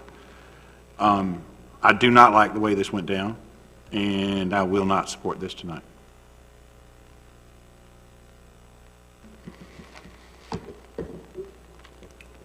Well, I don't have any little red lights, so I'm going to make a statement. I don't approve of any of this. I don't approve of the way that it's went down. I don't approve the fact that we have our clerk trying to put contracts together to give to the public so they can weigh in or even have an idea what's going on. I really question how something like this transpire. I don't know if the city attorney is allowed to poll council members to come up with a plan like this. I don't know. We're not supposed to communicate with each other. I don't think this would be taking place if something wasn't communicated, because nobody would probably do this if they didn't think they had the 4 votes necessary to make it happen. I don't blame Ms. Lejeune, seeing how she feels like certain members of this council don't have confidence or capabilities, and she doesn't want her name dragged through the mud. But, and I apologize, Carice, but I want some justification for this. And if it means things get a little muddy, then they get a little bit muddy, because there's right ways to do business and there's wrong ways. I think since I've become mayor, I've made it really clear that I just tried to, my goal is to make this place a better place to do business, a better place for the community to have a say in the public process. And we got problems. Ain't none of us on this council got it all together. The staff doesn't, the city doesn't. And my approach to things is to say, we got a problem, here's the problem. And it doesn't matter if it's between people, or if it doesn't mean if it is due to a lack of procedure or a lack of systematic management. But my goal after that is to identify the problem, bring the parties together to try to resolve those problems, and then come up with a solution. Because now all of a sudden, this is not just about doing what's best for the city of Destin to make it run efficiently. Now we're talking about people's livelihoods and their families and stuff like that. And I don't think there's been any attempt outside of the personal vendetta that apparently I'm not aware of to get rid of Ms. Lejeune. I'm a new guy, so I got the same story Skip does. My only interaction's been with the city manager on trying to learn how to be a mayor. She's been nothing but accurate, professional. We've had discussions where she looked me right in the eye and said, no, you can't do that. It violates Florida statute. I don't mind being told no when it's going to preserve my butt when I'm an elected official. So I just think this looks bad for the city of Destin. The people that want to see her go, I guess you're going to have your opportunity to vote because a motion's been made. But and I just hope that however it plays out, that somehow we can overcome this, because I know this isn't good for our community. It damn sure is not good for the city staff. And after we get done discussing, I actually think we ought to let some of the people hearing this in to say, if you just give us time. I got a couple of people that want to talk. I apologize for being long-winded, but I'm not happy. Ms. Ramswell. Thanks. I'd like to ask the city manager what's going on, what comments you might have. I mean, your perspective on this.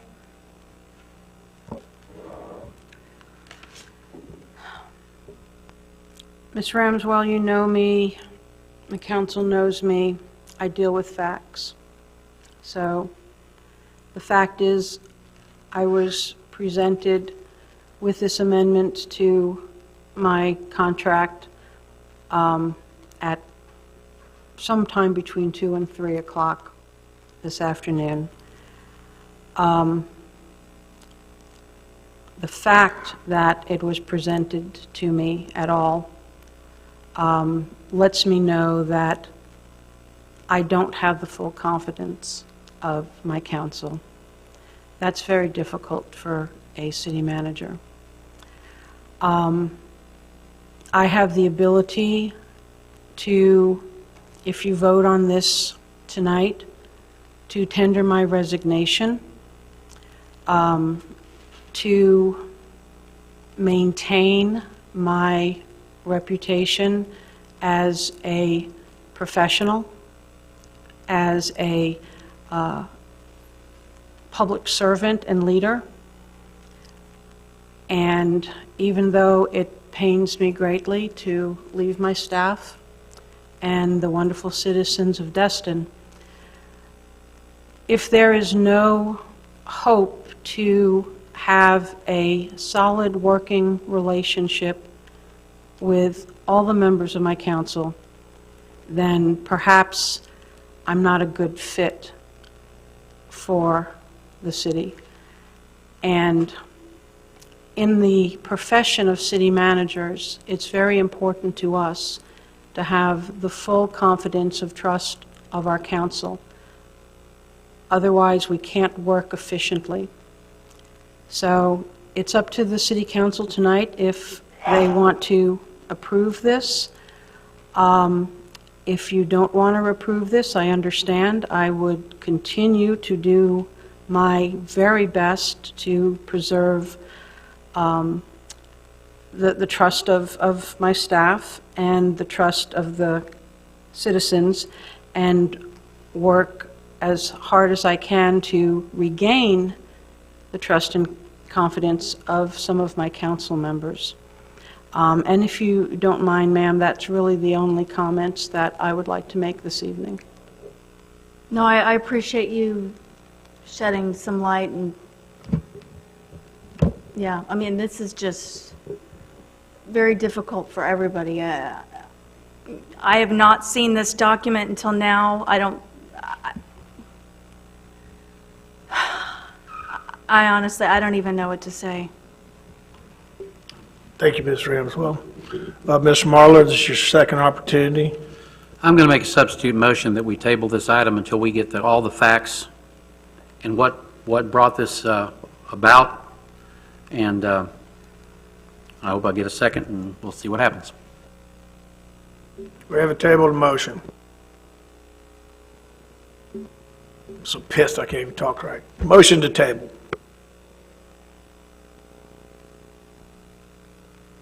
Well, I'd second that, just because I don't understand what's going on. I'd like to have somebody explain it to me, and so far, nobody has. We have a motion, a second. Any further discussion? Seeing none, let's take a vote.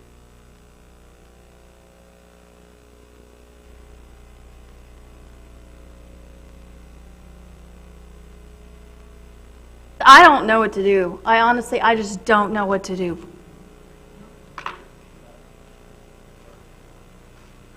And part of that is, Carice seems very unhappy. I mean, I would feel unhappy. Obviously, there are some concerns. I've had some concerns, which I've brought up to you.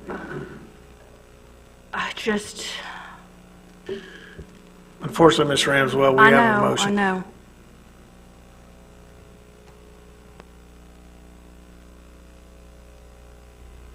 Are we voting on the original motion to pass this? Motion to table. Motion to table.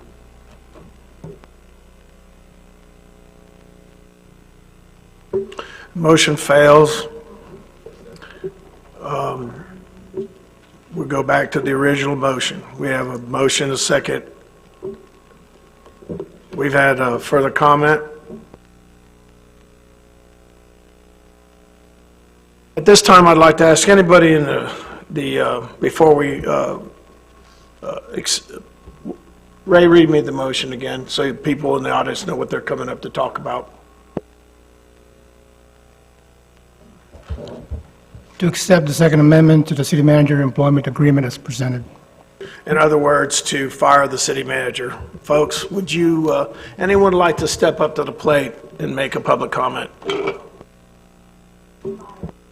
We're not. Very inaccurate, Mayor, that the motion is to amend her contract to give her an To option. accept her, to accept a resignation. Actually, there's no resignation in what's being passed tonight. She has 2 weeks to decide to tender a resignation or nothing happens at all, actually. She could not do anything and she'll still be the city manager in 2 weeks. And what happens after 2 weeks?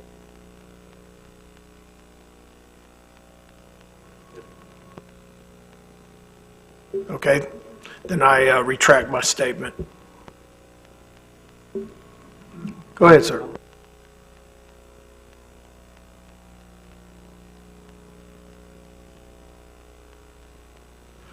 I'm Mike Chesser, and I've been here before, and I'll be glad to tell you why I've been here, and that I'll be here again, and I'll be here until we can, I wanted to tell you, I will tell you that the grants that we've been talking about are in serious jeopardy, it would seem to me, unless something happens.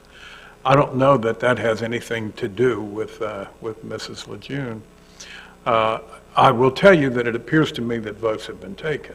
It appears to me, let me tell you first of all that if I'm sitting out there, not in the audience, but as someone who worked for the city of Destin, I feel a little bit like a child who has a parent that is so unreliable that you never know when they're going to come home drunk and belligerent and abusive either to mama or to the child, and you don't know just how to conduct yourself during the daytime or when the day is over, because you don't know what you're going to be subjected to. And oftentimes, I think psychologists will tell you, those people don't do well in life.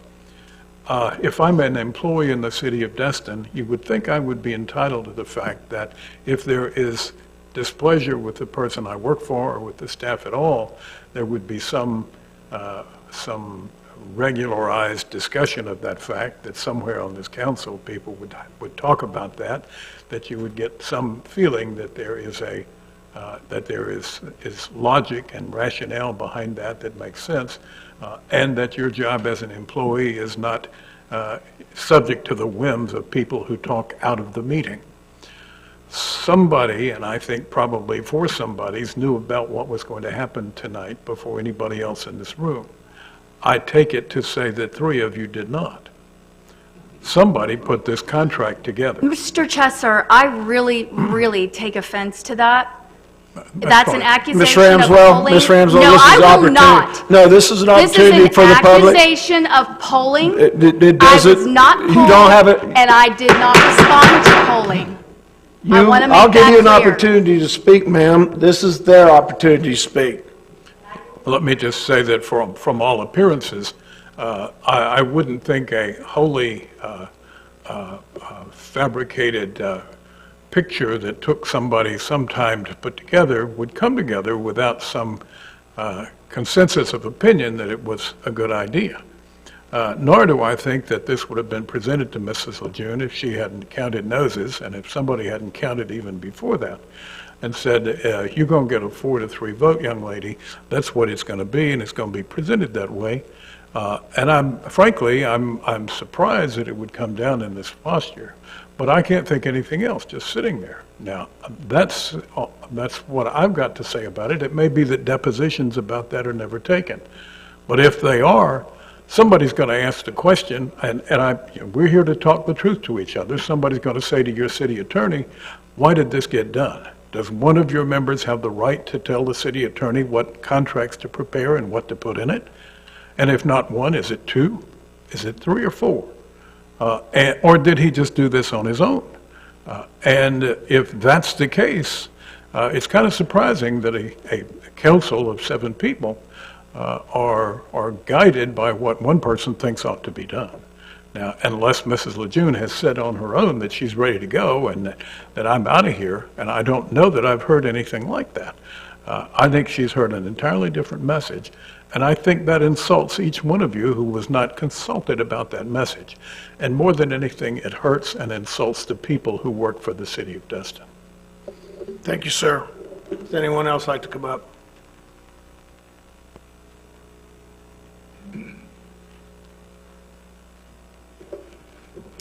Vandy Vella, 151 Calhoun.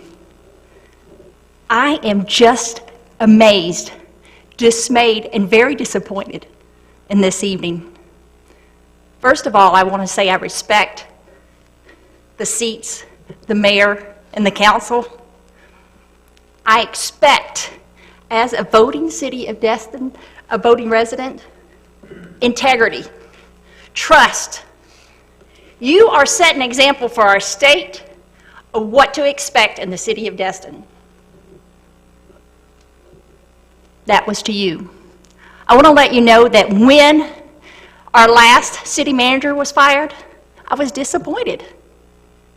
I did not think we could find someone to sit in the city manager role and know the nuances of our city. But I was wrong. Carice Lejeune has lived up, and she won my confidence. And let me tell you how she won my confidence. I attended, when it came to Triumph funding meetings, I attended those meetings. And every time that Carice Lejeune spoke, she spoke with confidence. She spoke as a professional. She spoke with knowledge. And she made me proud to be a part of the city of Destin. Not once, not twice, but time and time again, in this very room, Miss Lejeune addressed my Destin Forward class. She spoke about vision for the city. Destin Forward is about leadership. People who may want to take those roles there or serve on a board. She inspired us. You know, I am a former educator, I'm a mother, I'm a grandmother, and more than anything else, I see Carice Lejeune as a leader that I would want my daughter to follow after. She's a person of integrity. She has served the city well. I could go on for a long time to say, I'm just going to give one example. As a businesswoman, you know, people come and go, but there should be a system in which you evaluate someone's performance. This is a city. We are running a business. And as far as my evaluation of Carice Lejeune, it goes off the charts. But let's talk about one volunteer activity. We just went to Joe's Bayou, and we were cleaning up down there. I volunteered. There were several people there. Miss Lejeune showed up in her kayak. Now, you can't get more of a multimodal city manager than showing up in her kayak to get debris out of the water that those of us who walked or drove couldn't get. She leads by her model. So I am for 100% Clarice Lejeune being the city manager, and I'm speaking secondly that we need a deputy city manager. Now, I'm not going to go on forever, but I'm going to let you know, this is not a topic that I'm going to drop. I am going to write about it. I'm going to speak about it. And I'm going to hold this city council and this mayor feet to the fire when it comes to policy and employment. Because we have to, if she leaves, we have to go get another city manager. And the reputation that you're spreading in this state is not one that I am happy about. So I suggest that you reconsider your thoughts. And I don't know how Miss Lejeune's going to hold her head up here, but I want her to know that there are hundreds of us in Destin that have been very impressed with her performance. And I'm here for questions. Thank you, ma'am. Appreciate it. Ms. Ramswell, I'll give you an opportunity to speak after we get done with the public, too. I apologize for having to cut you off. No, that's okay. I said my piece. Okay. All right. Go ahead. We'll see. Go ahead, Ms. Parker.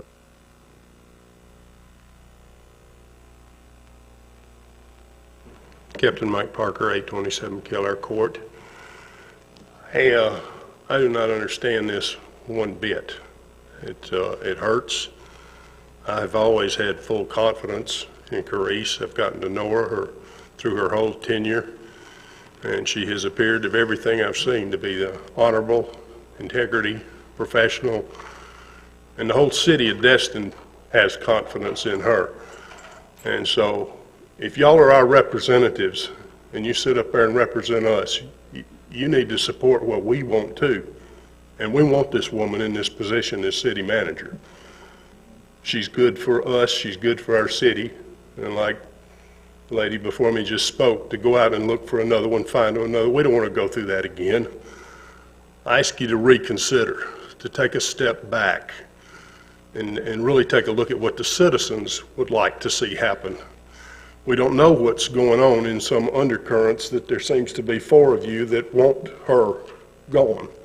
But I ask the 4 of y'all to reconsider what you're doing and take a step back and maybe take another vote on what y'all are looking at, so we don't have to go through this, and we can feel confidence in you that you listen to us and do what we would like to see as the citizens, that is keep this woman as our city manager. We care for her, she cares for this city, and she has done a wonderful job, and we don't want to see her legs cut out from under her and done this way. So please consider taking another vote on this, and y'all don't go through with this. Thank you, Ms. Parker.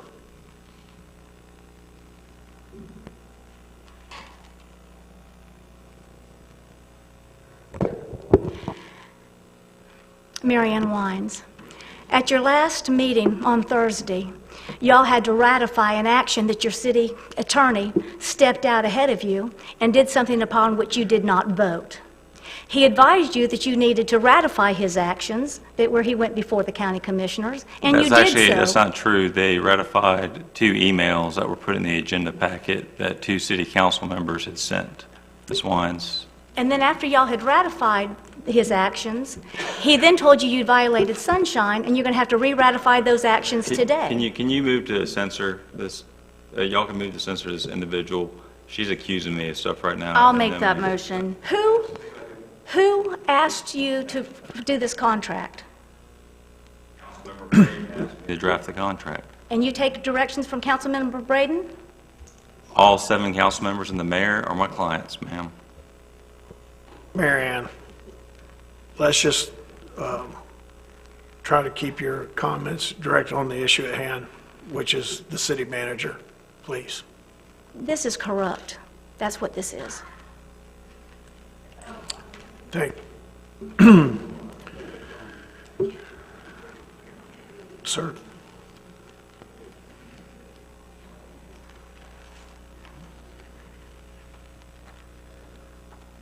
Claude Newland, 4033 Indian Trail. I'm here tonight because I heard a public charge for citizens to come to address perhaps this issue, which totally to me is a surprise. But what I'd like to address is the process. Because as city council people, I don't expect you to come up here and vote without explaining why you're voting the way you do. And I've heard people explain why they think this is not a good move tonight. I have not heard from the other council members, and I will not stand for council members who remain mute and all they do is vote without explaining their position. So as citizens tonight, I ask you to explain your position fully before you make a decision for the city. Thank you. Thank you, sir. Anyone else in the audience?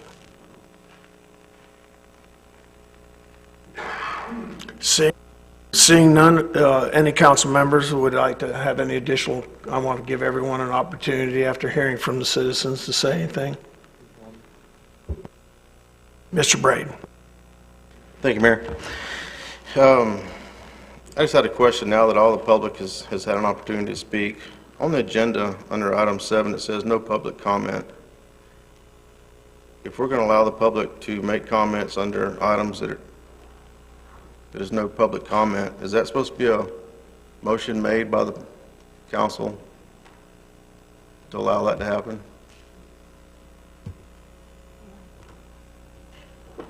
Typically, but it's happened already, so it's, but yes, normally. Okay. The reason I waited till after the public spoke is, I wanted to give the public opportunity to speak, but in the future, I'd like to try to stay with our rules and whatnot.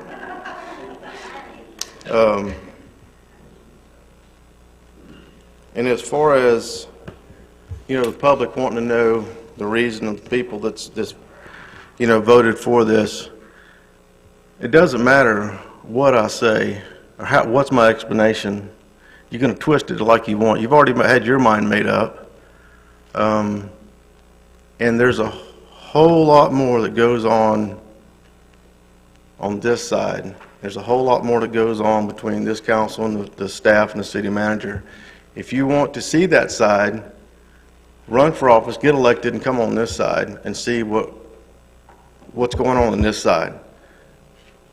That's the city council hires a city manager, and the city council fires a city manager. I don't want to go through all my reasonings and drag everybody through the mud. I'm just not going to do it. That's our job. I don't come to your job and want to know why are you firing your employee, that's a great employee, and I think you need to keep them on. But like I said, no matter what I say or what my explanations are or anything else, the ones that, hate it, they're not going to understand. So I'm not even going to try.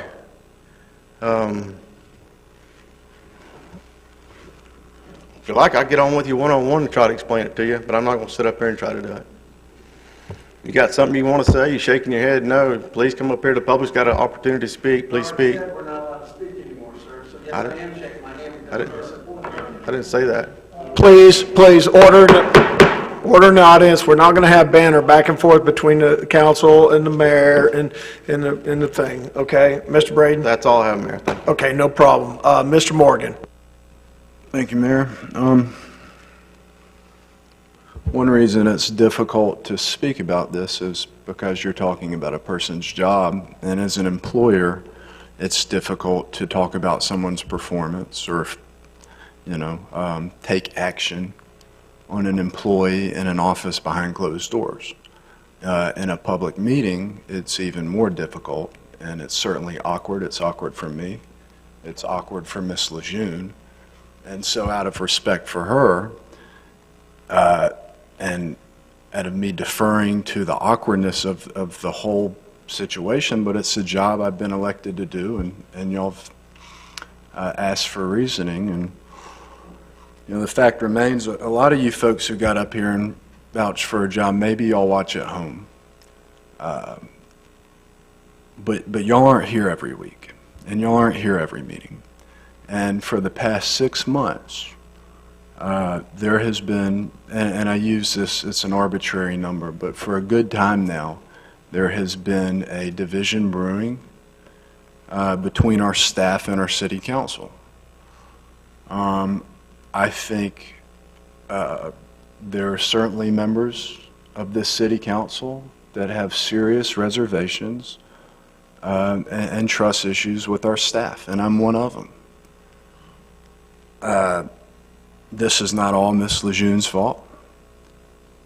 And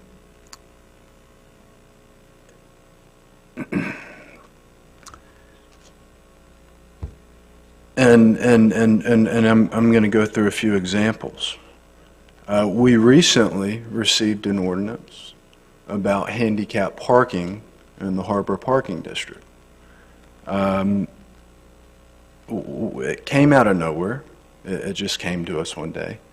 And the real intent of it was to solve a parking problem with Heritage Park. It was to remove all handicap parking from the Harbor District.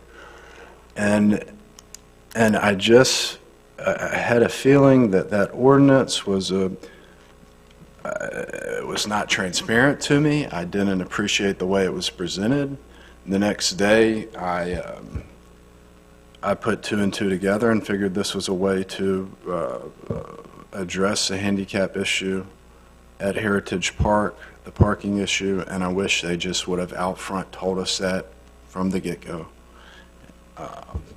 The park submittal, Heritage Park was submitted 2 weeks prior to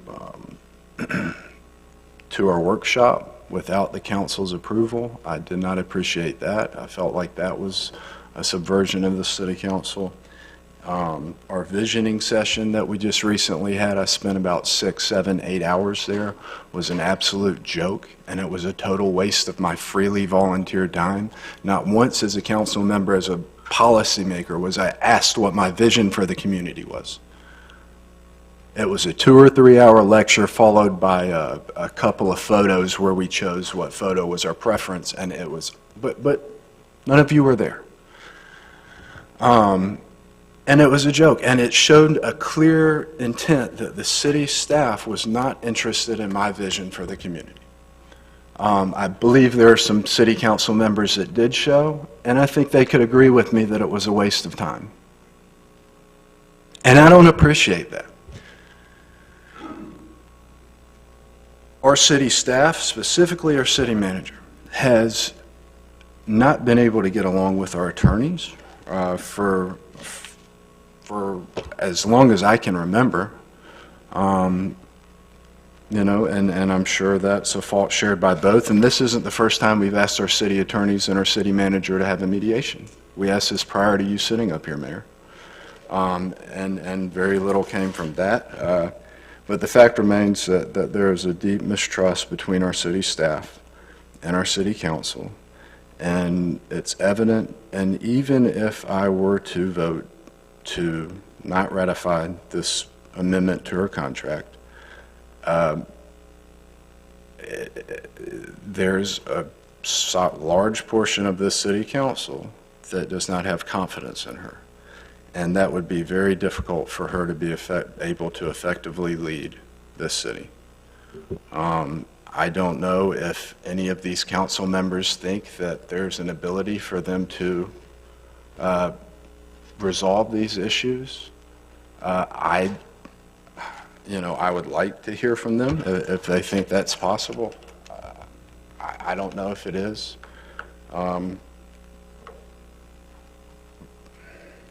Our building department's a mess. It's been a mess. Sure. That's my explanation. Okay.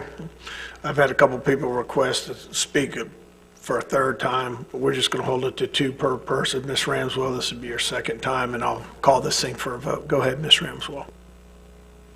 Sure. I'd like to echo what Councilman Morgan said, but for me, the bigger concern is issues that I have pointed out, asked for clarification, not received clarification, and specifically some concerns with staff members and some of their actions, which has not been addressed. And in fact, 2 things were to have been acknowledged before last Thursday's meeting, and they were, to this date, still not acknowledged. And I know part of that is attributed to Carice's extreme loyalty to her staff, which I respect 1,000%. But there comes a point when it becomes a detriment, not just to her, but to the council and this city as a whole. When there are issues that must be addressed, job performance that needs to be addressed, that's her purview.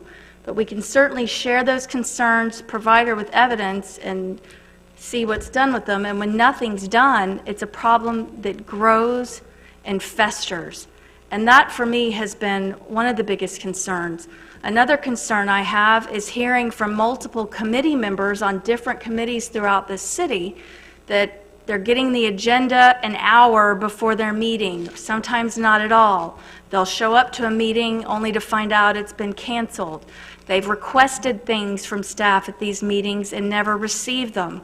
I found out recently that our attorneys have been CC'd on documents that they never received, and they show up at a council meeting and see their name on it and go, I never got this. Those are deep problems that cannot occur. I mean, I have been Carice's strongest defender and supporter since day one. In fact, at the beginning, there was a rumor that she and I were friends, and I handpicked her and brought her here. I mean, I wish I could say that, but we only met when she came and interviewed. This is not fun for anybody. We're upset too. Oh, I say we, I assume. I mean, nobody up here looks happy. It's hard. This is hard. I don't like hurting someone. I don't want to see anybody lose their job. Someone who moved here and has made themselves a part of this community, just like me or you. It's not easy, but I have to follow my gut. I've got to follow my heart. I've got to follow what I believe to be the right thing.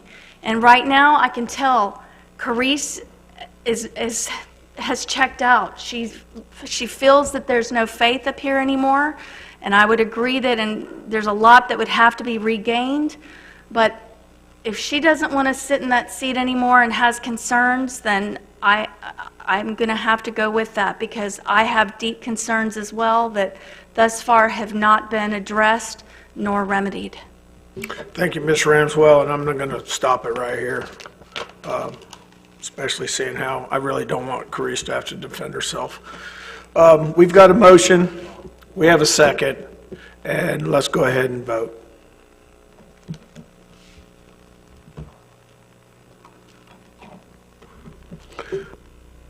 Vote is 4-3. Ayes have it, so moved. Next on the agenda is Councilmember Ramswell. I have nothing tonight. I say that, my brain's not here yet, but I did have questions concerning the park over on Calhoun. I asked for the drawings to be sent. They were sent to me today. I've not had a chance to review them, but my concern is whether Harbor CRA has reviewed them, who approved them, and we talked about it briefly, but then we've got to look at the fact that if nobody's approved them and reviewed them, and we're also talking about incorporating some stuff from the fire district, that's obviously going to have some costs added to it, because we're going to have to revise whatever plans are already out there that we haven't seen or approved anyway. So that's just something to note for the future, that obviously there's going to have to be another design plan change and more costs incurred, because this did not come through to us or the Harbor CRA. Thanks. All right, thank you, Ms. Ramswell. Councilmember Dixon. Nothing tonight, Mr. Mayor. Thank you, Mr. Dixon. Mr. Oberdeer. Nothing, Mayor. Mr. Marler. One issue. I've had complaints from tourists, locals, and other people alike about the app that we're using for the parking. I'm not going to argue too much of the point. I'm not a favor of the way the parking situation for the city parking lots is right now. I am for parking garages under a structured system. I doubt if there's anything we can do the rest of this year, but I would like to look at, since we're going into our budget hearings in the next month, that we look at budgeting for attendance at the parking facilities and a straightforward price for parking. Nothing against what we're trying to use, but there are certain phones that will not download the app. No matter what you do, it won't work. So we have some problems with that, and then we've had a lot of complaints about why should I have to do an app? I'm a local, why should I even have to pay for it? I've already paid for this park once.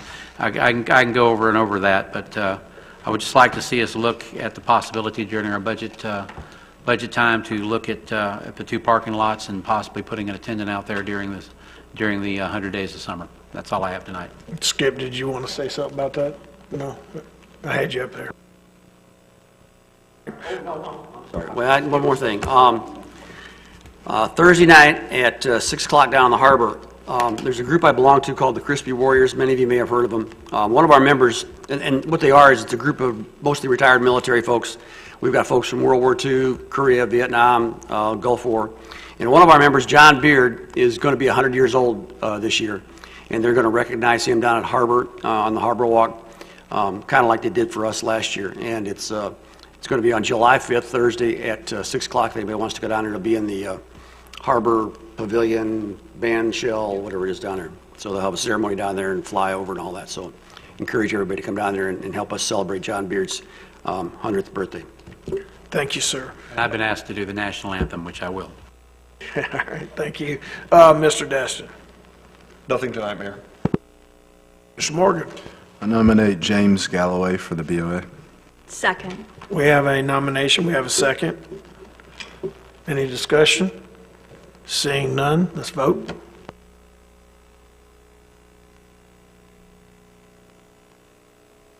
Unanimous, so moved. And that's it. Thank you, Mayor. I've already said my piece for tonight. I'm ready to go home, but Ms. Kopp has some work to do. Sorry, I have a few. The first item is, at this time, I am advising the mayor and the city council that I desire advice in executive session to be recorded by a certified court reporter concerning the following litigation.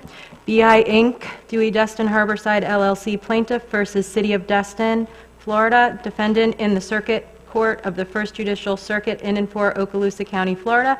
It's case number 2016 CA 00367-2F. The subject matter will be confined to settlement negotiations or strategy sessions related to litigation expenditures. I'm requesting a date of July 16th at 5 p.m. with myself, the city manager, Mr. Bill Warner, who is the city's insurance counsel, the mayor, and the city council in attendance, but you are welcome to change that date and time.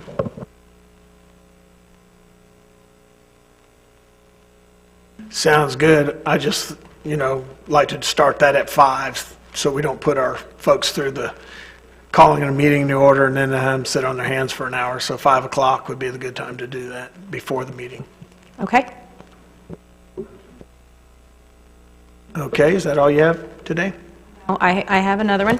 The next item is consideration of a special magistrate recommendation in proceedings pursuant to the Florida Land Use and Environmental Dispute Resolution Act, Section 70.51 Florida statutes regarding a city code enforcement matter, Destin versus Gargiulo. It was code enforcement case 16-1094. So I'll just give a little bit of explanation about this because it's not something that comes to the council very often.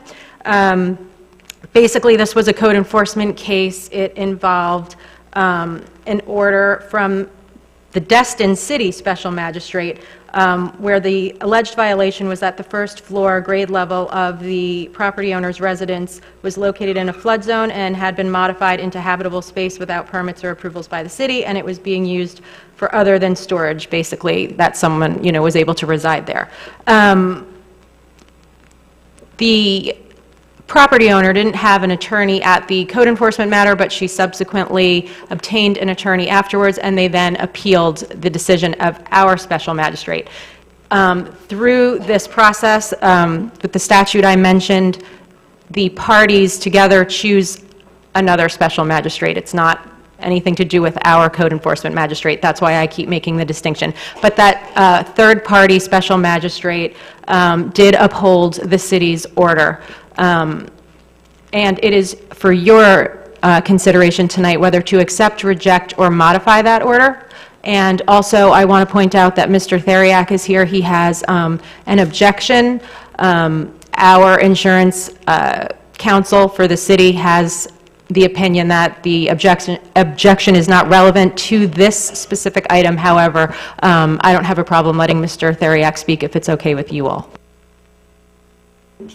I know, Mr. Braden, we're not supposed to allow public comment under this portion of the meeting, but if it suits the council, we can allow Mr. Theriak to come, sir.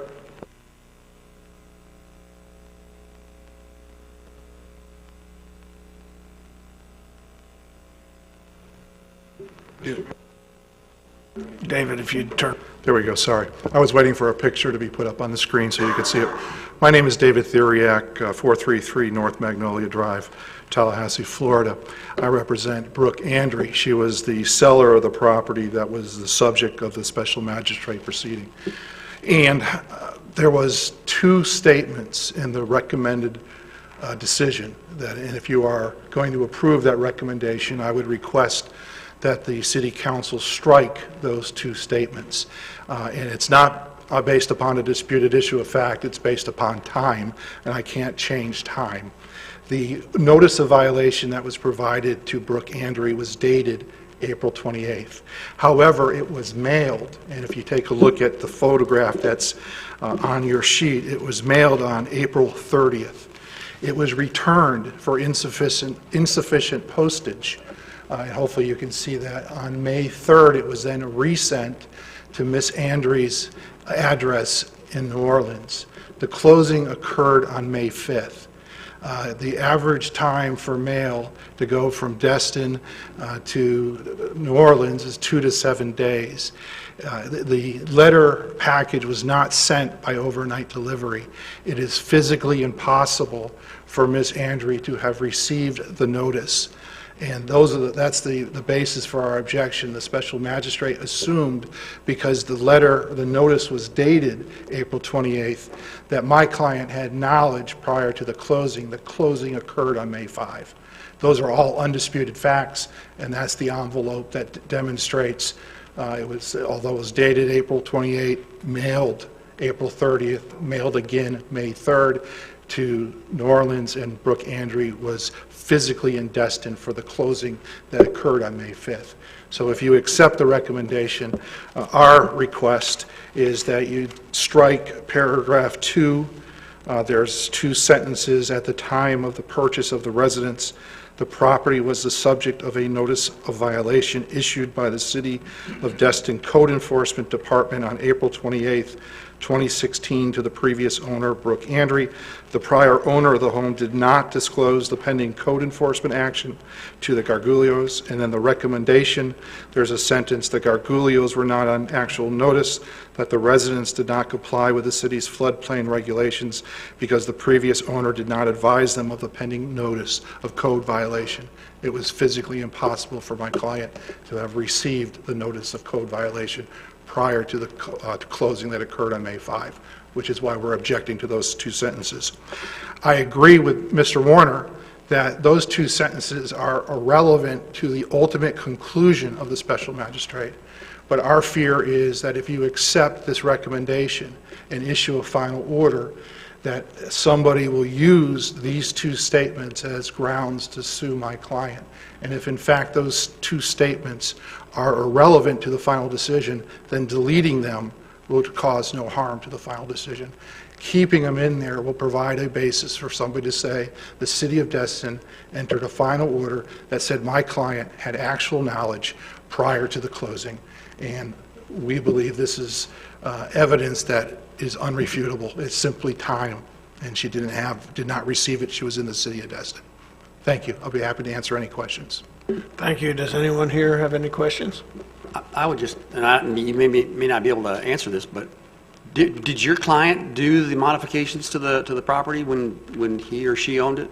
Not that I'm aware of. Does your client know when that property was modified? I believe that she has shown me MLS statements that when she bought the property, it disclosed that the number of rooms, bedrooms and bath, et cetera, were in place when my client bought the property, and she has MLS listings that demonstrate that. If there are no other questions, I appreciate your time. Thank you. Thank you, sir. Kim? So at this time, I mean, we don't object, I don't object to Mr. Theriak's request. Like I said, I don't think it's relevant, so if you want to take it out, you can. That's more for his private client. That's not a part of this lawsuit. It wouldn't hurt or help the city in any way.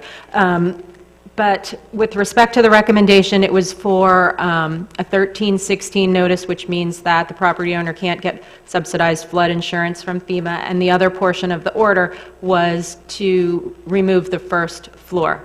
That order is outstanding. That was affirmed by this special magistrate. So if you accept this order, you are basically approving that.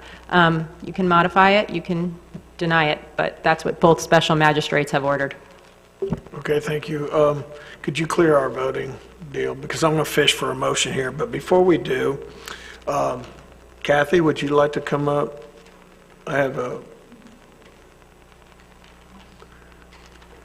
And even though we're not supposed to public comment under item 7, seeing how she's involved right in the middle of it, will give you an opportunity to share your thoughts with us. Correct. I'm Kathy Gargiulio, 3587 Waverly Circle in Destin. I was the purchaser of the home on May 5th, and what has happened through this and what I've learned is that policies are not in place to protect a homeowner against a home that has had permitting issues done because everybody views them as minor issues. And I will be the poster child for Destin. So I will be proof that that is an untrue statement, that it is not true. If you have a FEMA home and there are any permitting issues at all, and you don't find them before you purchase the home, you can have your home destroyed. 2 bedrooms, a den, a kitchen, a full bath. It has been this way for 18 years.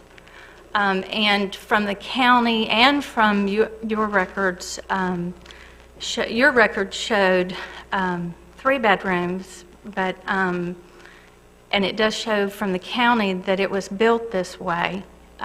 So we're really uncertain how that happened. But I will tell you, no matter what happens, I have some recommendations for you, for your city. I happen to work for city government too in Georgia. And our jurisdiction is our property, and the buck stops with us. And this would never happen in Snellville, Georgia, and I know that to be a fact because we have strict guidelines for our residents, and we know, like, even I talked to the city originally to say, what have I done? What can I do? Your city does not know what to tell me, even how to do it if I did demo it. You don't even have a list. You don't have a specified list to say, here's what you have to have. The response was, you need to find a builder to tell you how to do that. So do you know how many builders have different views on how to do that? So there's some really discrepancies on the policies. This all started because the city does not view permitting as a big issue, so they didn't report it to the county. And when they didn't report it to the county, my title company didn't notice it. So the title company didn't catch it, I purchased it, and then this is what I end up with. So what I want is I don't want this to ever happen to another homeowner, whether it be in Destin or anywhere else. It is unfortunate for you, but at the same time, there are some things that your city could do different, and that is that policy needs to be changed. Another policy that needs to be changed is you, after 10 years, you have a 10-year retention plan, retention on your permitting records, construction, you destroyed yours. Those are vital records. That retention was up to you to make the decision whether you wanted to destroy them or not. But you don't even have the permit on my home, and that in itself is unacceptable. The other thing is, I don't know how many of you are aware of the problems going on in Destin Point subdivision, but they've been going on litigation for years now between the developer of the Emerald Grand wants all the developer rights in this neighborhood. The HOA is against it. And a lot of what caused this to get to this point was ugliness, being told at the meetings against each other, and things that were said. And this is why violations were done, because they're trying to get each other back. Okay? So the other thing is, something this council could learn is you need to have a relationship with your HOAs.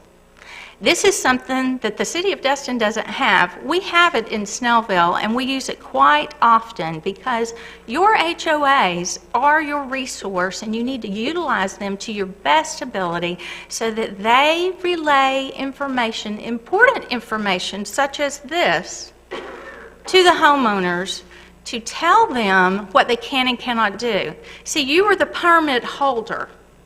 And as the permit holder, in my opinion, you had an obligation from day one, 18, 20-something years ago, to make sure that this neighborhood and the homeowners in it understood that they were in a different kind of neighborhood, because that neighborhood holds multiple zones.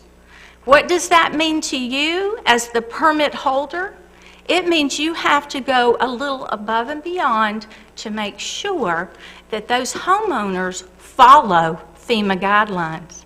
And why do you care? Because it's in your jurisdiction and you don't want something like this to happen. So because of that, there's been no relationship with the HOA. The HOA doesn't have a clue to know an AE6 from a VE10, from a VE12, and no homeowner knows what their FFE is. Do you all know what your FFE is? Because if you have a FEMA home, obviously if you're not within your zone, you can't do certain things. But what happens in this neighborhood? Because nobody told the neighbors this. It's like having rules, but saying you get, you are going to get severe consequences if you don't follow these rules, but I'm not going to tell you what the rules are. Good luck. That's what happened in Destin Point. So here we are at this point, and the HOA, like I say, doesn't really know much difference between the zones as well. So what happens, you get a homeowner and they go out in their yard, and next door, the next door neighbors, their whole bottom floor is finished in. They have lovely, well, I have 4 sets of French doors on mine that were built that way. They see this and they go, I'm at the same level he is. Permitting's not a big issue, right? The city doesn't think it's a big issue. I shouldn't think it's a big issue. So I'm going to finish in a basement. I'm going to do me a pool room. I'm going to do all this. Who's telling them they can't? The other part, too, is the city has an obligation to enforce the rules.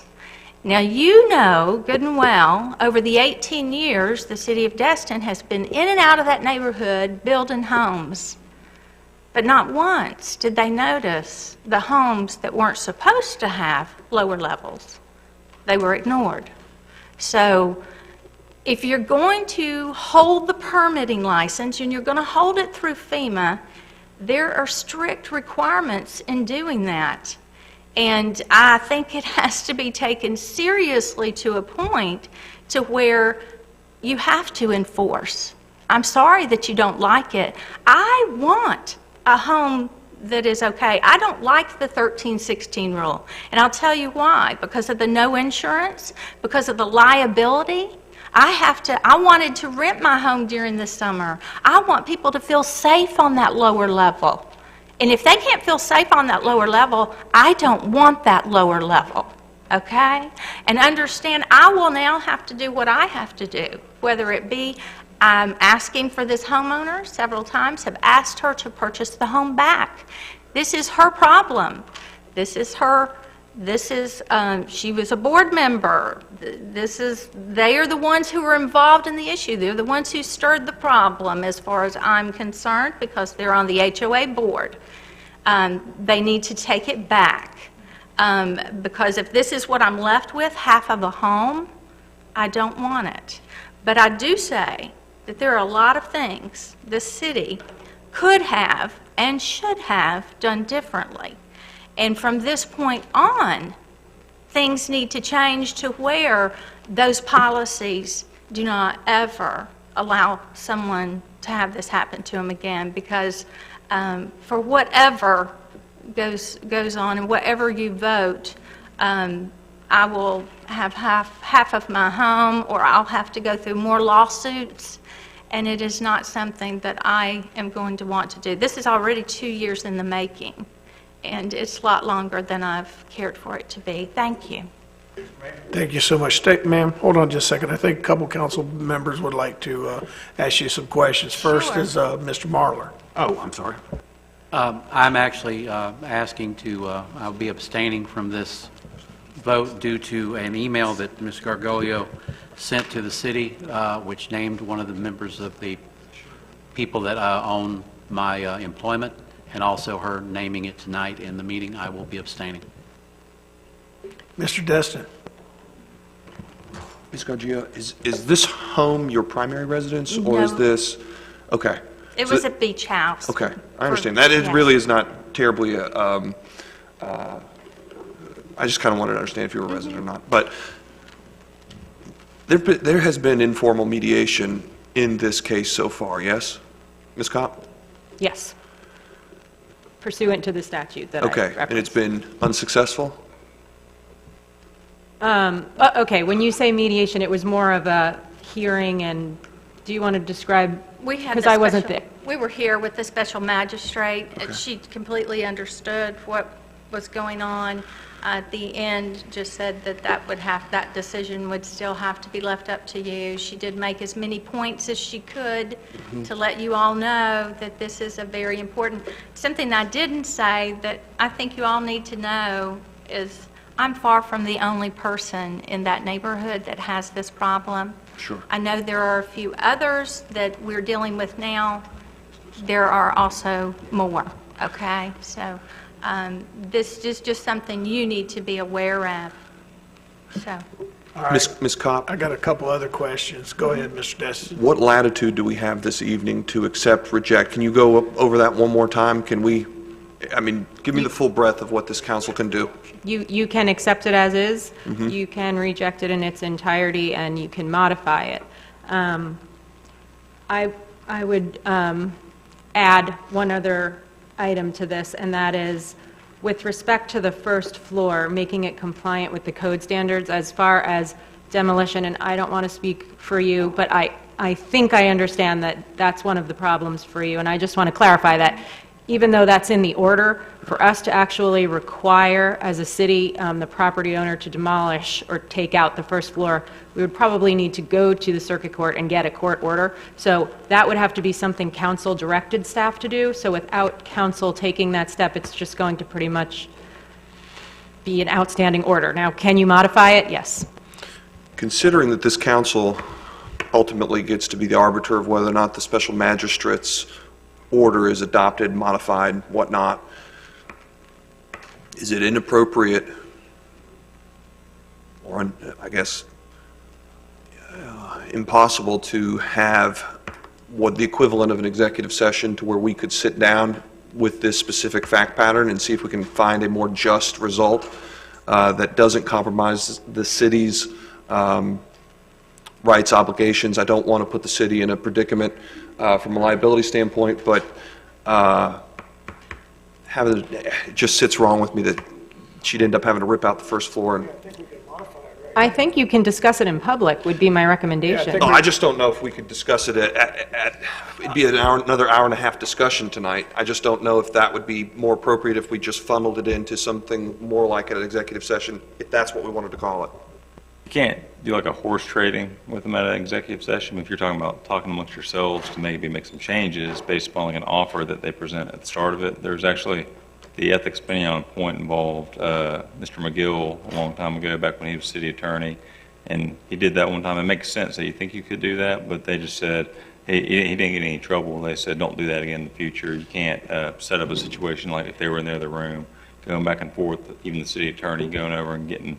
So her attorney would probably need to make an offer to y'all, and then that'll get the ball rolling for you. Maybe make an internal discussion. But But you could do an executive session because this went to the circuit court already, didn't it? On appeal. No, nope, those are the other floodplain. Those are the other ones. Okay. There were 3 other cases. One of those, actually, all of those, Mr. Theriak is the attorney. Those are the other cases he's referring to. Those were the ones you heard in executive session.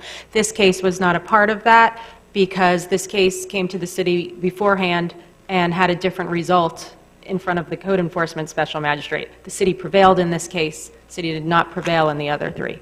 Okay. All things being equal, though, if it's a similar fact pattern, a similarly situated, I wouldn't want just procedure to dictate an unjust result. And you could modify this to essentially match up with the other settlement agreement if you so choose.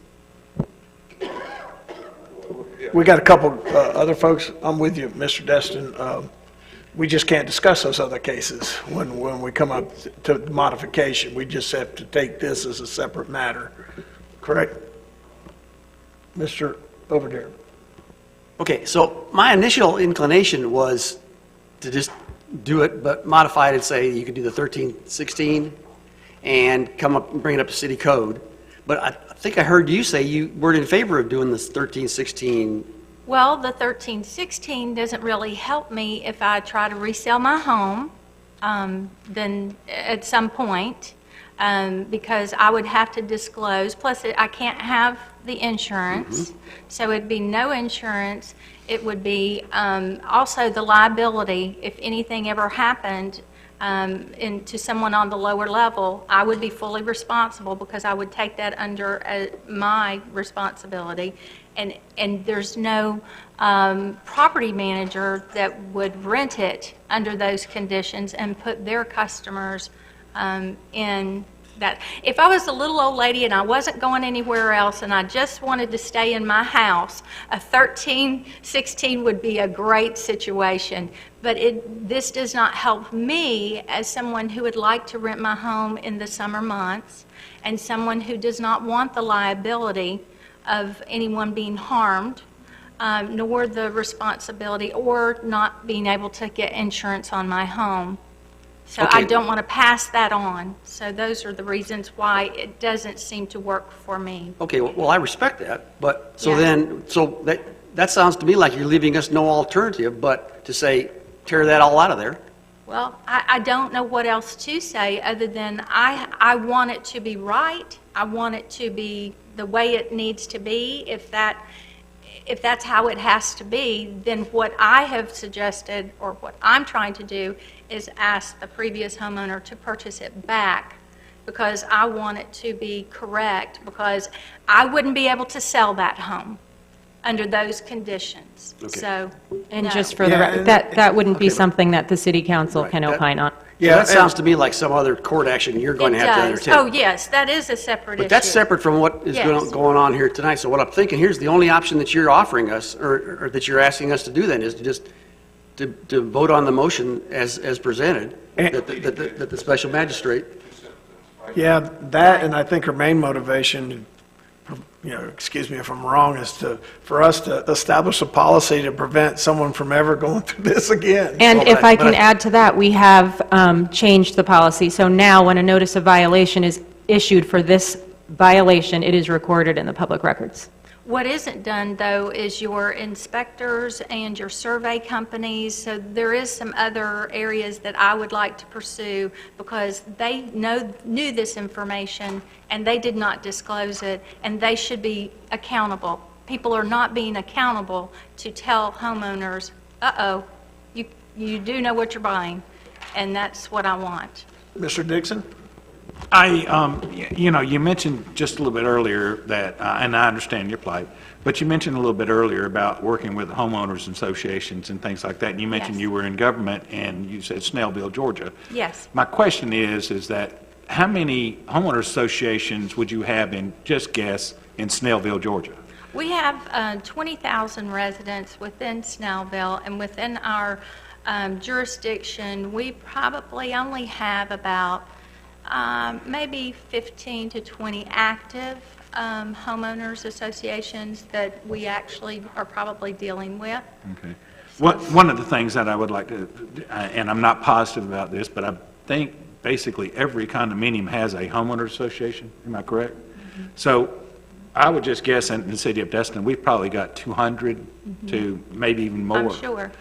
And I understand what you're saying is to coordinate with them on certain things, but that would, in my opinion, take a whole nother staff. If you to do just that. limited yours to the FEMA area, that would probably be where your biggest issues, that's where your concern is. Yeah. As a city, Yeah. your concern is your jurisdiction, but because the liability issue is so much greater in the FEMA area, and because of that, that is where I would focus on. Which is about a third, yeah. I Or maybe more, actually Yes, half. I understand that, but there again, your condos are not going to be as concerned like your homes are going to be a concern. What you're concerned about is construction, and your concern is making sure that those homeowners know what they can and cannot do.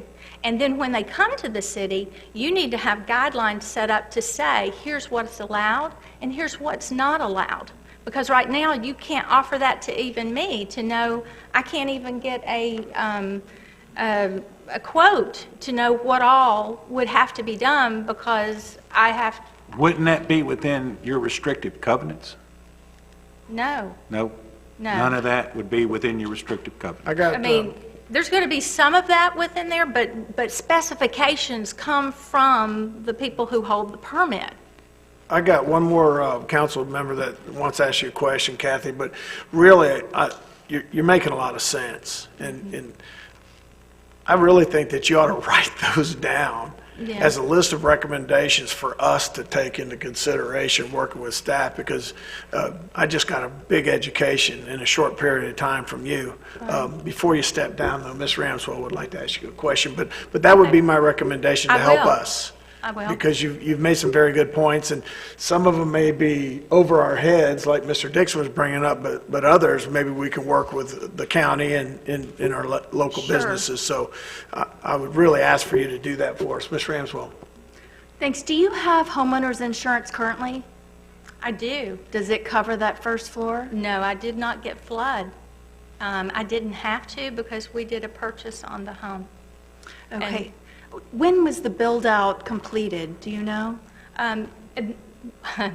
There's some confusion here, and because between the county and your records, and the county shows that when the house was built, that it was built this way, and they show it with 5 bedrooms, and your records show, but we don't have the original, we have a copy, but your records show that the home was originally a 3-bedroom and that the 2 extra bedrooms were finished in down below. We do know that Miss Andre is the one who finished out the 2 bedrooms on the lower level. But what we also do know is that the lower level was initially built that way. And the HOA, I'm not really sure, I never could figure out who did this, if it was the city or if it was the county. But the HOA holds a copy of the layout of the home, and they show that it was approved. They have the approval from someone showing that the lower level was approved with a restroom. But what has happened, your copy shows the exact same thing theirs does, except somebody came through and just put a red X on top of it. Are you the second owner of the home? I'm the fourth owner. So this is another problem, is that it's gone through multiple homeowners. Miss Andre did acquire it, and she was another one who did not know the information of that it wasn't allowed. So And you purchased the home when? we purchased the home from her in May, but again... Of 2016? Of 2016. Even though she had built out the other 2 bedrooms, again, she thought that, from my understanding, those 2 bedrooms were not permitted, but the rest of the house she thought was on the lower level. So once again, when homeowners are not understanding the importance of permitting and the rules for FEMA, that's how this all can happen. So thank you, I appreciate it. Thank you so much. Oh, you're welcome. Thank you. A classic case of buyer beware, unfortunately. So, with all that being said, and eagerly awaiting that letter, I'm sure we would really like to look at it. Does anyone want to make a motion on this particular situation to remove the language that was requested and/or come up with any other type of outcome? What were the 3 criteria that the magistrate set? Can you outline that for us, or whatever the criterion were that she had to meet in order to be in compliance? She had to tear down the first floor, The or only thing- make it not habitable. Okay, so that was the only thing that the magistrate ruled on? He also ordered the 1316. So if we were to modify, it could be one of the 2 things, or any which way we wanted to modify it, but those are the 2 items that need to be up for consideration. Yes. And I think, Ms. Rams, well, to me, the 1316 would be a good ramification, but according to her, she would rather not do that because it doesn't help her long-term, so.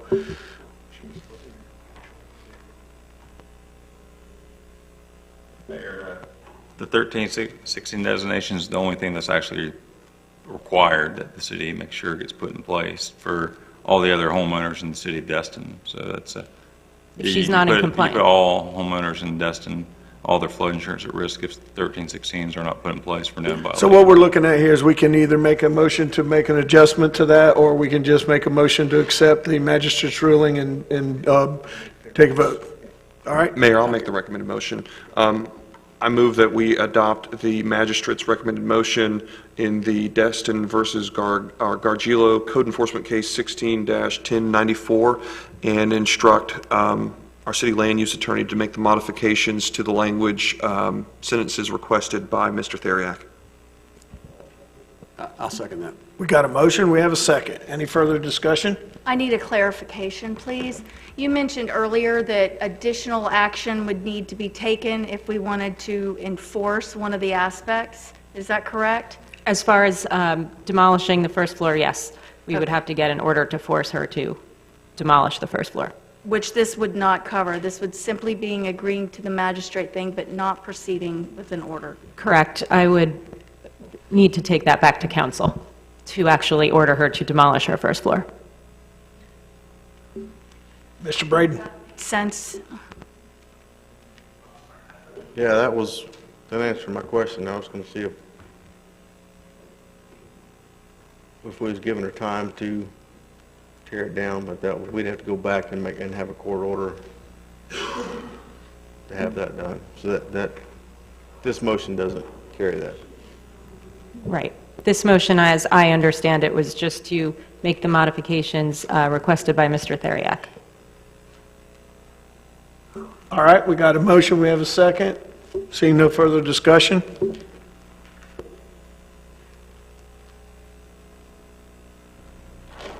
Now, ayes have it. So, last item on the agenda?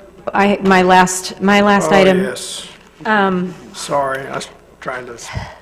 Expedite. Sorry, this is just, I don't need to get into the whole thing if you've already reviewed it and don't need me to. It was just for discussion purposes to look at the vested rights procedure. The council had directed Jeff and I to work on this together, and we have done so. Jeff actually drafted it, I reviewed it, so we're both good with it. If you have questions, if you want me to get into it in detail, let me know. Otherwise, if you direct us, we'll take it to LPA this month. There are 2 typos in it that we would just want you to know about. On the first page, and in subparagraph A of 2.26.02, there's only 3 categories. It says 4. And so, and then it also refers to set forth below in section 3. That's also incorrect. So we'll actually forward the corrected version with the typos taken out to the LPA. There's also a typo in the title. It says Code of Ordinances, and it will say Land Development Code if we're going to go through that, but it will be revised before it goes to LPA. Mr. Chester, would you like to approach the microphone? Thank you. My issue is not that one. It is the executive session that you all have talked about, and I did not see earlier on the agenda. I will not extend your meeting. I will not make comments regarding it. I see that you have an executive session. I could not let you do that without having all the available information. This afternoon, about 3 o'clock, I received orders in the circuit court case that the judge had been considering. All of those orders gave the Destin fleet its right to appear and to argue those cases, and for the most part has laid those easement issues to rest. I'm going to leave a copy of each of these orders with your secretary so they can be included in this record and so that every one of you who wants a copy can read it. Thank you, sir. All right, Mr. Destin. Yeah, I'm going to make the recommended motion directing city staff, or city attorneys to take the vested rights procedures ordinance to the LPA and to correct any typos, Scrivener's errors, all the ones that were mentioned by Mr. Burns. Okay, I got a motion. Do I have a second? I'll second that for discussion. I got a second. Anyone like to discuss? I just have one quick question. Vested rights and grandfather, that's the same? For the most part, it's not that quick of a question, but I can talk to you about it right after the meeting if you don't want to go through it all now. Okay. Yeah, and it's going to the LPA first, and then it'll come back to us for further discussion and evaluation in the end. All right, Mr. Burns, it's your turn.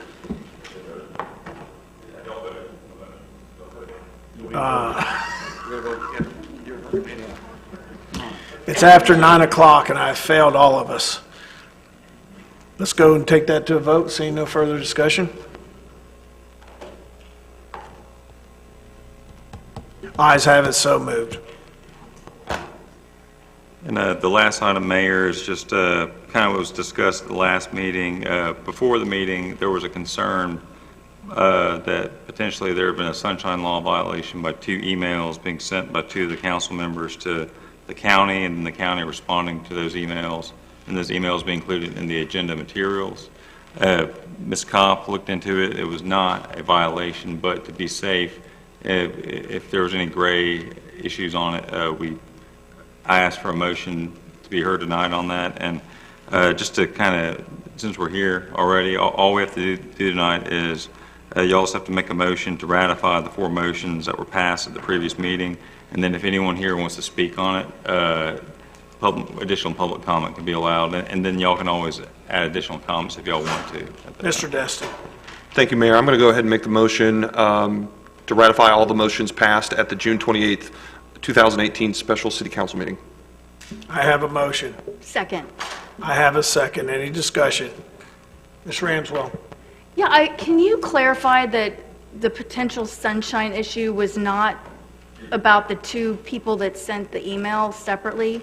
It was the fact that the emails were included in the agenda materials. That was where the potential violation was. But Ms. Kopp researched it, and I looked into it too, and backed up her research. It was not a sunshine law violation. Thank you. Yeah, this is a classic case of us covering our tracks completely. All right. Yeah, I just had, well, and I think it's a related question, but maybe it's a separate issue. But I was at a meeting the other day, and it was a quasi-judicial meeting, and all the members of the committee, the board, whatever it was, all made announcements that they had had ex parte communication.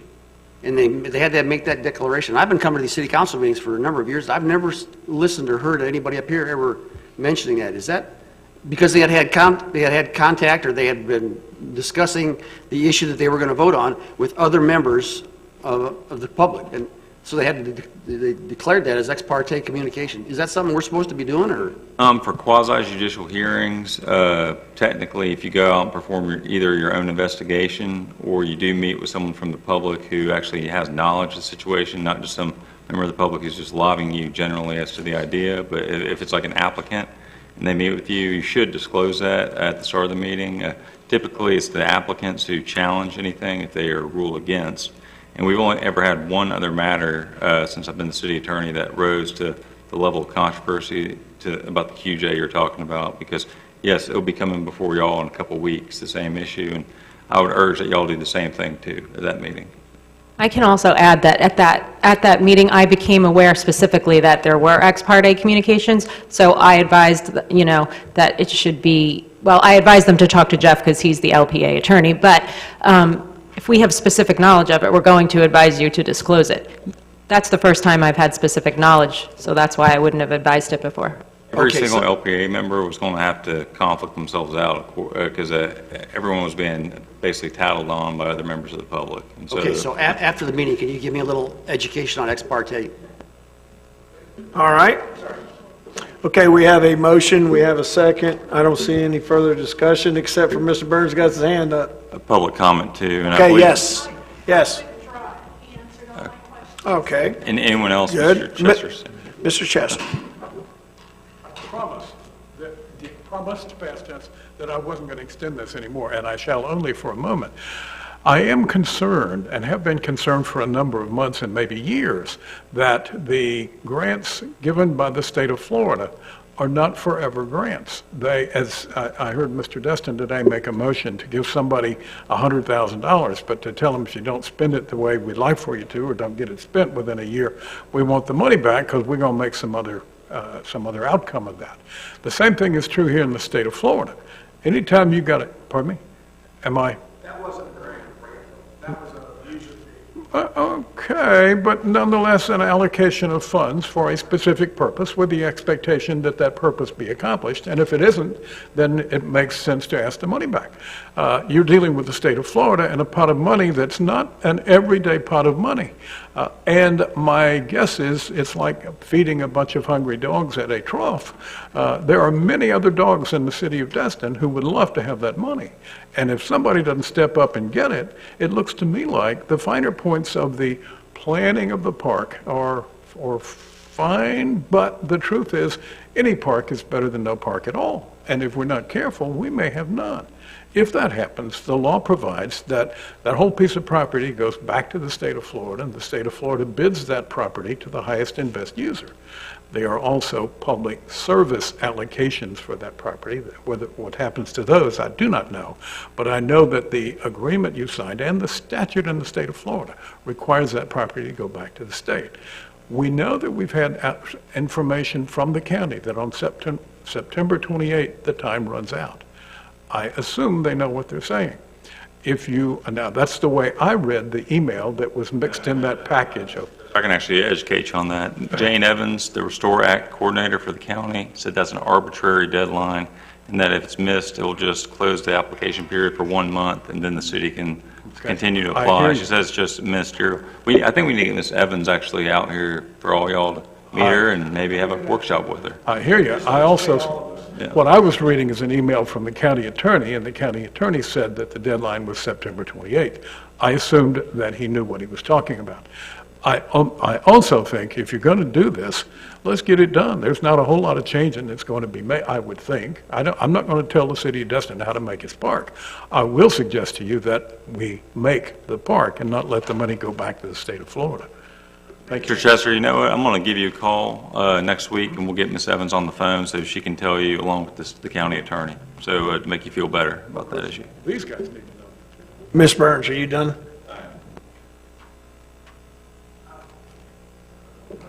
Let's go ahead and vote on the motion.